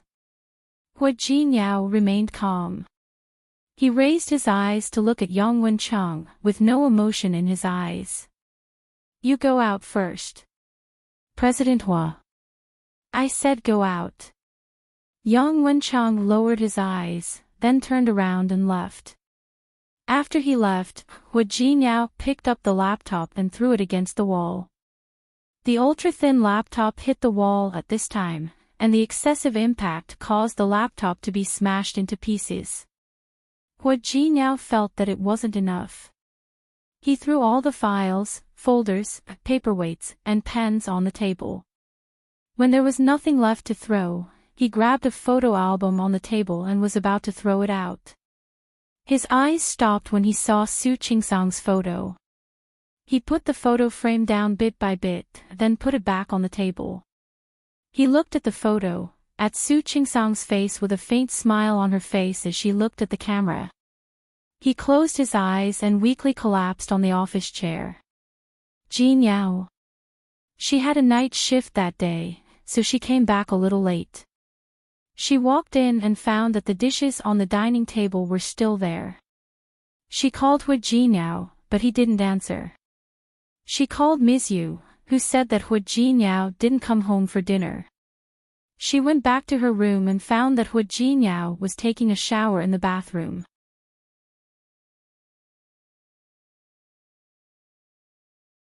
Chapter 541.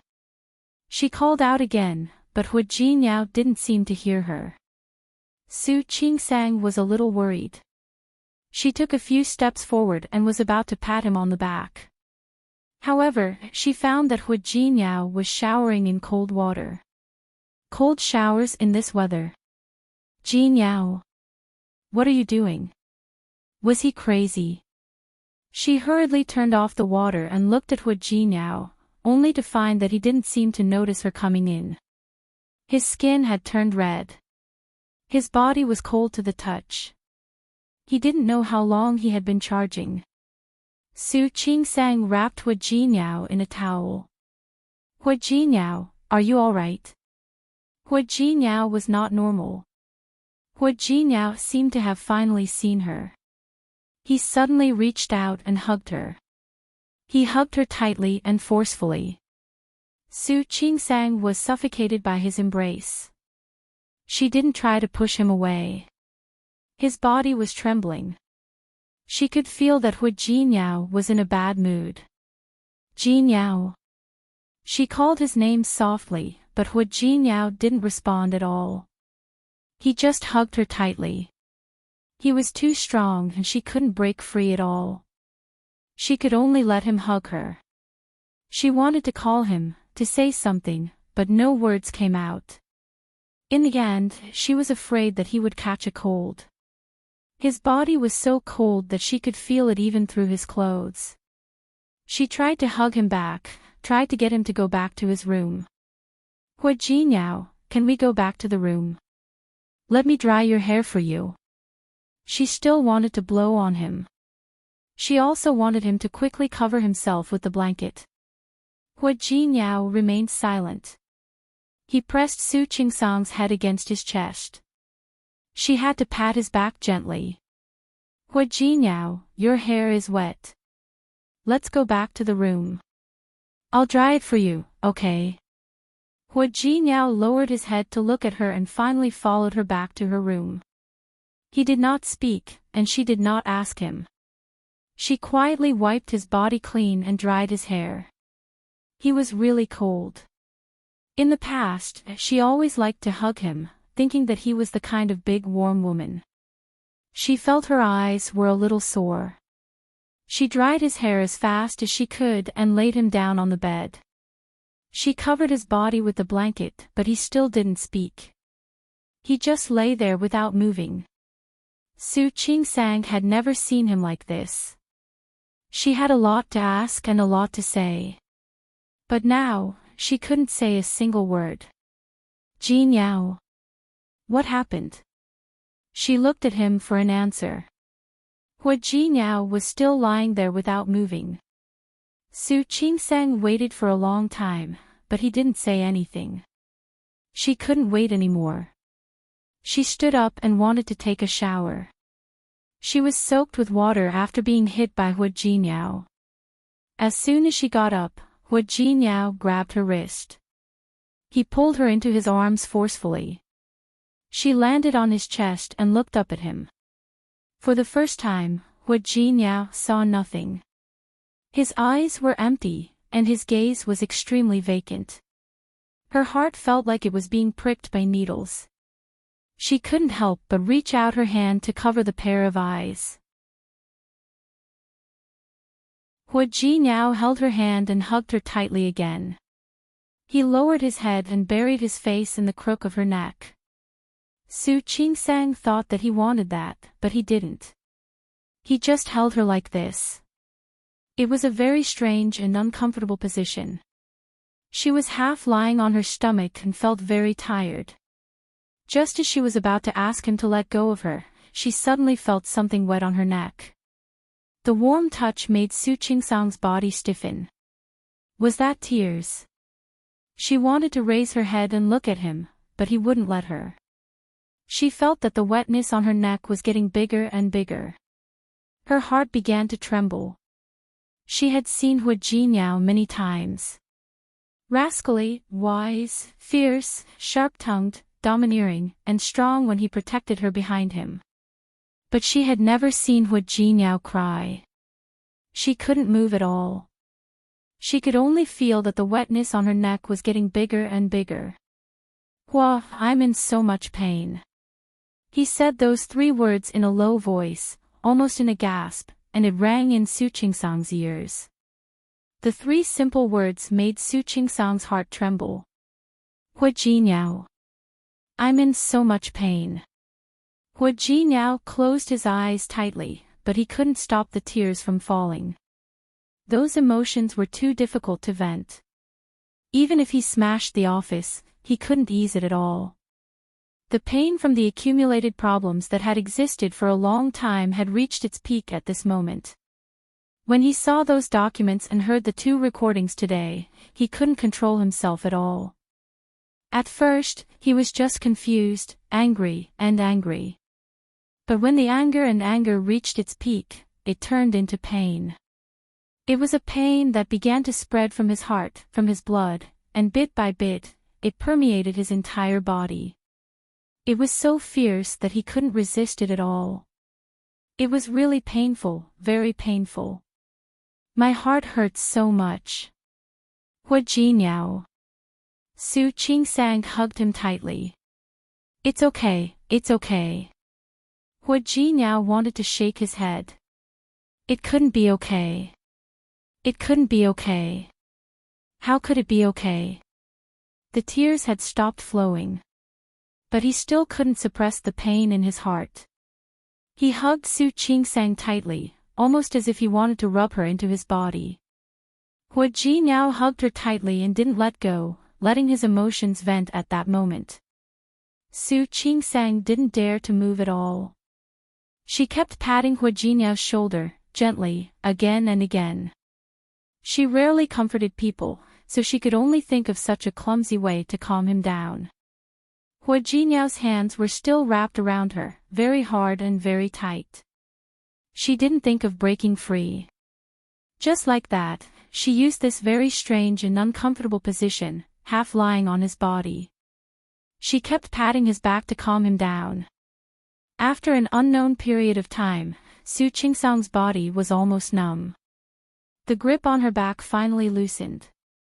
Su Qingsang took a long time to recover. She got up and found that Hu Jinniao had fallen asleep. His face was already full of tears. It was as if what she had just seen was an illusion. Su Qingsang leaned closer to see clearly, but she found that Hu Jinniao really didn't have any tears. He was used to hiding his emotions. Even now, he wouldn't let her see it. She stared at Hu Jinniao's face for a long time. His deep facial features were very stiff. Even though he was asleep, his entire body was tense. The expression on his face didn't ease because he had fallen asleep. He only looked more and more serious. Su Qingsang tried to reach out to smooth his tightly knitted brows, but it was useless. After a while, he frowned again. She tried several times but failed. Hua Jinyao's brows were tightly knitted.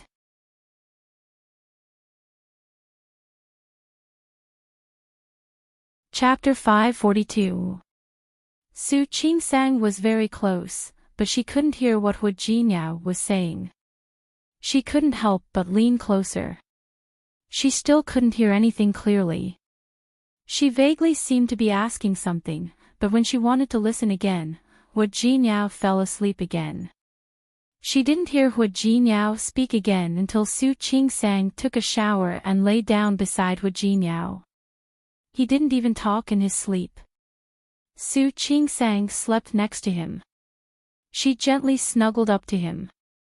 His body wasn't as cold as before. However, she still felt that the temperature was much lower than usual. Su Qingsang couldn't help but hug him. He didn't put on his clothes when he came out of the bathroom.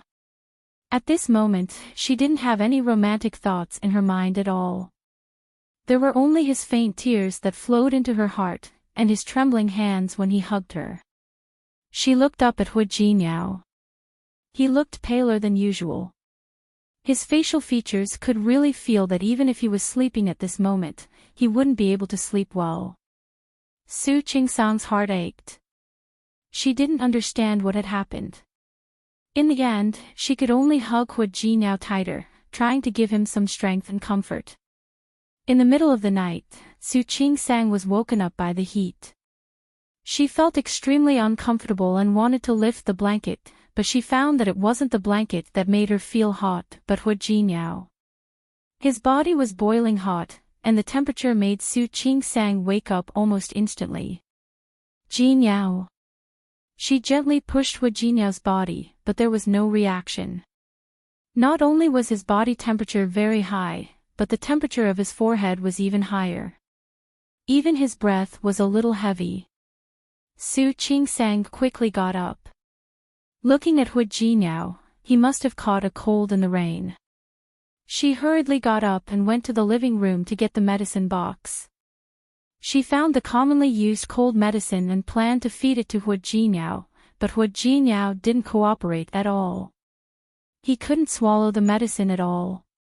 In the end, Su Qingsang could only force the medicine into Hua Jinyao's mouth, drink some water, and feed it to him mouth to mouth. She didn't care if she would be infected by Hua Jinyao at this moment. She even fed him the medicine, but Hua Jinyao's body was still very hot. Su Qingsang was a doctor, so of course she knew how to deal with it. She got some water and began to cool Hua Jinyao down. She wiped Hua Jinyao's body over and over again, trying to cool down his body temperature. Su Qingsang had been busy for more than an hour before Hua Jinyao's body temperature was no longer as high as before. His fever was gone, and she was exhausted. June went back to sleep on the bed, but he couldn't fall asleep no matter what. She looked at Hua Jinyao and was sure that something unusual must have happened, but she didn't know what it was. She had been taking care of Hua Jinyao for most of the night and was tired herself. She stared at Hua Jinyao for a long time before falling asleep again. What Su Qingsang didn't expect was that the harder it was for a person to get sick, the more likely it was to get sick. She had already given Hua Jinyao some medicine yesterday, but when she got up this morning, she found that Hua Jinyao's fever was still there. Not only did it not recede, but it was even more serious than yesterday. Shocked, she found the medicine and fed it to Hua Jinyao. Then, she tried to lower his body temperature again. But it was no use. Hua Jinyao's fever was getting worse. Not only did he have a high fever, but he also said that he had something to say. Hua Jinyao. Hua Jinyao. Su Qingsang called Hua Jinyao a few times, but he didn't respond at all. Su Qingsang couldn't go to work like this. She called Sun Huiya to ask for leave. Her tone was too urgent, so Sun Huiya agreed without asking further. After hanging up the phone, Su Qingsang saw that he didn't look good. Hua Jinyao's fever didn't go down, so she could only give him an 4. Hua Jinyao. Su Qingsang approached him and whispered in his ear, "Get up. I'll take you to the hospital, okay?" Hua Jinyao didn't respond. Su Qingsang wanted to help him up, but she couldn't do it alone. Calling an ambulance seemed to be making a mountain out of a molehill. She thought about it and decided to go to the hospital. She covered Hua Jinyao with the blanket and said, "I'll go to the hospital to get the medicine. I'll be back soon. Wait for me." Even though she knew that Hua Jinyao couldn't hear her, she still told him. After that, Su Qingsang hurried to the hospital to get the medicine. She was a doctor, so it was naturally very easy for her to do these things. She put Hua Jinyao on the floor as fast as she could and hung the bottle on the bedside table. Hua Jinyao still didn't wake up. His eyebrows were furrowed and he looked very painful. Su Qingsang got up and was about to go to the kitchen to cook some porridge so that he could eat it when he woke up. Hua Jinyao's phone on the bedside table rang. It was Yang Wenchang. Su Qingsang looked at the number and finally picked it up. "President Hua, this is Su Qingsang." Su Qingsang looked at Hua Jinyao, who was sleeping on the bed and didn't notice anything. "Jinyao is sick, so he probably can't come to work today. If there's anything, you can deal with it yourself." "President Hua is sick?" "Yes." After Su Qingsang said that, she asked, "Assistant Yang, can I ask something? Did something happen to Hua Jinyao in the company these days? Hua Jinyao's behavior yesterday was too unusual." She didn't believe that ordinary work could make Hua Jinyao like that. This, Yang Wenchang wasn't sure if he could tell Su Qingsang. He looked conflicted. "Assistant Yang." Su Qingsang's voice became cold. "I'm Hua Jinyao's wife. I don't know how to deal with the company's affairs, and I'm not sure if I can help Hua Jinyao. But I think I'm at least qualified to know why he's like this, right? Mrs. Hua, wait for me. I'll come over now." "Okay. I'll wait for you." Su Qingsang hung up the phone and put it aside. Her eyes fell on Hua Jinyao's face. His face was red because of the fever, and his breathing was heavy. She sat on the edge of the bed and held his hand, then put his hand against her face. "Hua Jinyao, wake up quickly." Su Qingsang put down his hand and went to cook porridge for Hua Jinyao. Su Qingsang had just cooked the porridge and set the time when Yang Wenchang came. He was carrying some food and medicine in his hands. However, when he saw Hua Jinyao and the drip on his arm, he felt that his actions were unnecessary. "I forgot that you're a doctor, Mrs. Hua."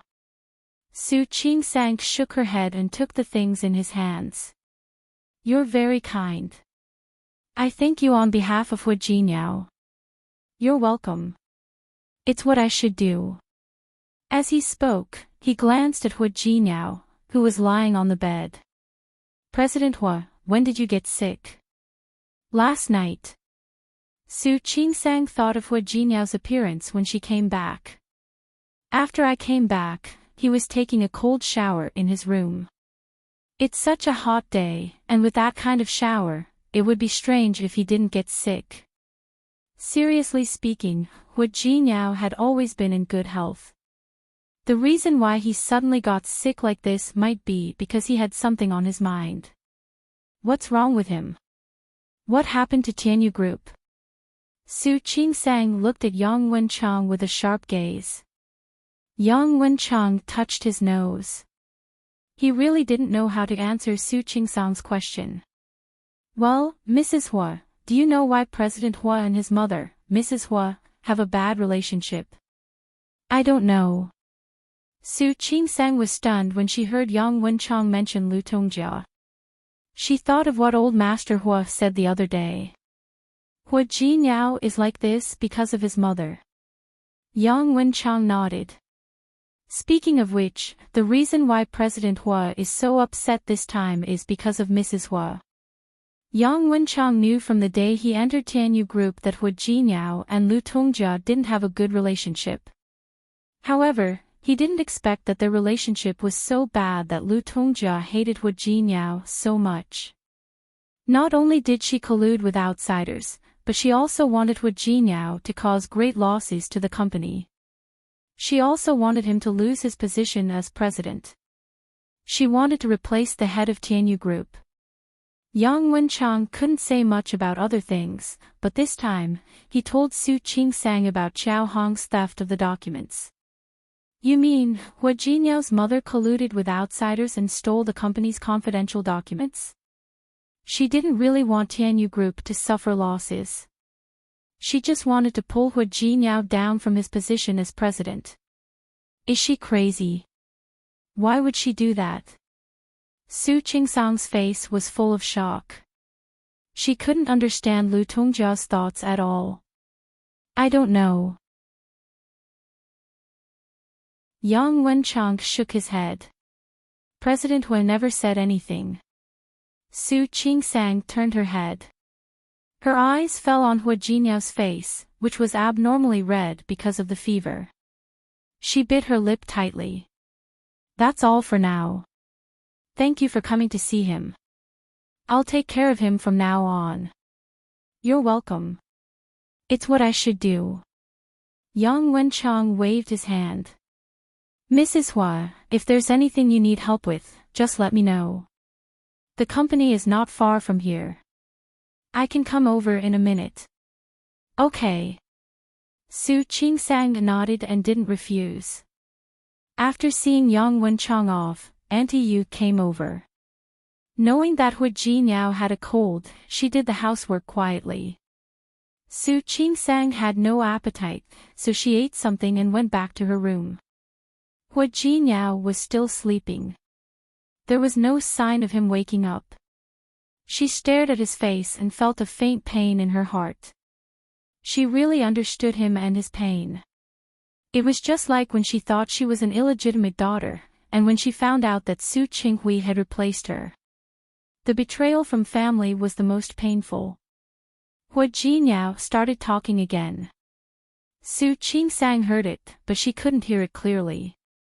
The voice was too vague. It took her a long time to stay by Hu Jinyao's side. It wasn't until he started talking again that she thought she heard Hu Jinyao call her mother. Su Qingsang was slightly stunned. Her eyes fell on Hu Jinyao's face. Her heart felt as if it was being pricked by needles again. She had always thought that Hu Jinyao didn't have a good relationship with his mother, but she never thought that Hu Jinyao would call her mother when he was sick. She remembered that Hu Jinyao had been encouraging her when she wanted to acknowledge Li Qinxue. She didn't understand why at the time, but now she did. In Hu Jinyao's heart, his mother must have a special place, right?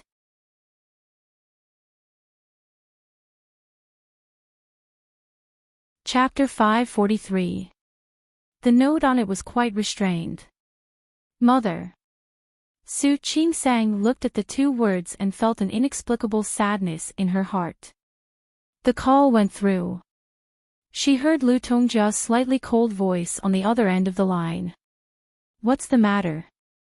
Su Qingsang closed her eyes. She couldn't think of what kind of mother would treat her son like this. Jinyao is sick. He's calling you. Can you come and see him? There was a moment of silence on the other end of the line. Su Qingsang thought that she didn't hear clearly, so she repeated herself. Is he dying? Lu Tongjia's voice was very cold. Is he dying of illness? If he is dying of illness. Then I'll come over. If not, there's no need to. Auntie, you're too much. He's your son. I know. He's my son. But there are many times when I wish he wasn't my son. After saying this, Lu Tongjia hung up the phone. Su Qingsang clutched the phone, and her body trembled again and again. She looked at Hu Jinyao. He was still having a fever. He had been very restrained when he called her mother just now. If she hadn't been guarding him, she probably wouldn't have heard it. What did it mean? It was the deepest desire in his heart. But even so, he still restrained himself. Su Qingsang's chest rose and fell violently. She couldn't help but call Lu Tongjia again. Is there anything else? Hua Jinyao is really, really sick. Are you sure you don't want to see him? He's calling you. Do you know that he's calling you? He wants you to come and see him. Did you hear him? I heard him. So what? Lu Tongjia snorted coldly. What? Do you really think you're the young mistress of the Hua family? Let me tell you, don't try to hurt yourself in front of me. It's useless. The sound of the phone being hung up was heard again. Su Qingsang felt that she was so angry that her face began to heat up. Her whole body felt as if there was a fire burning. She threw down the phone and couldn't control herself anymore. She stood up, put on a coat, and was about to go out. Before leaving, she called Yang Wenchang and asked him to come over to take care of Hua Jinyao for a while. She also told Ms. Yu, who was preparing to go buy groceries, to come over later. It was still early for dinner anyway. She asked her to keep an eye on Hua Jinyao. After that, she took the car keys and left in a hurry. The fire in Su Qingsang's heart was still burning fiercely even though she had just entered the room. She couldn't restrain herself. She couldn't imagine what kind of mother would be so cold-blooded. What kind of mother would ask if her son was dead? Was Hua Jinyao not Lu Tongjia's biological son? Is that so? She felt as if she had lost all reason. She just wanted to see Lu Tongjia right now. She wanted to bring her to Hua Jinyao. She just wanted to ask her if she would only be satisfied with Hua Jinyao's death. Would she only be satisfied if Hua Jinyao disappeared from this world? There was no one in the living room when she arrived. When Uncle Cheng saw her coming in, he quickly came up to her. Young madam, the old man went out today and hasn't come back yet. I'm not looking for Grandpa. Su Qingsang slowed down. Where's Auntie? In the room upstairs. Uncle Cheng was a little surprised. It was an open secret in the Hua family that Su Qingsang didn't get along with Lu Tongjia. However, all the servants tacitly didn't mention it. They didn't expect that the young madam would take the initiative to look for Lu Tongjia today. That was really strange. Okay. Thank you. After saying that, Su Qingsang rushed upstairs and barged into Lu Tongjia's room. Lu Tongjia was reading in the room. She didn't seem to be affected by the phone call just now. Seeing Su Qingsang rush in without knocking, she raised her head and looked obviously unhappy. Didn't your parents teach you to knock before entering other people's rooms? What happened to your upbringing? Upbringing? Su Qingsang was so angry that she almost laughed. You want to talk to me about upbringing? Lu Tongjia put the book in her hand aside. Her slightly narrowed eyes showed her dissatisfaction. Why can't I talk to you about upbringing? You really don't deserve to be a disciple of the Hua family at all. What about me? I want to ask you right now. Mrs. Hua, do you have upbringing? Your upbringing is that your son is sick and you want him to die. Mrs. Hua, is this your upbringing? She didn't even call her aunt anymore. The word Mrs. Hua was almost squeezed out from between her teeth, full of dissatisfaction and criticism. Are you questioning me? Lu Tongjia raised her head and glared at her. Her face was quite ugly. Who gave you the right? Get out. Hua Jinyao gave me the right. Su Qingsang's anger didn't grow because she was raised by the Hua family. Instead, it burned even more fiercely. Justice gave me the right.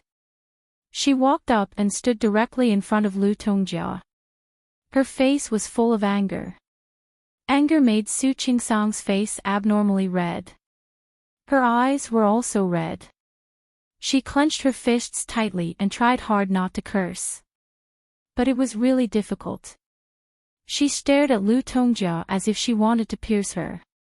You said you have upbringing.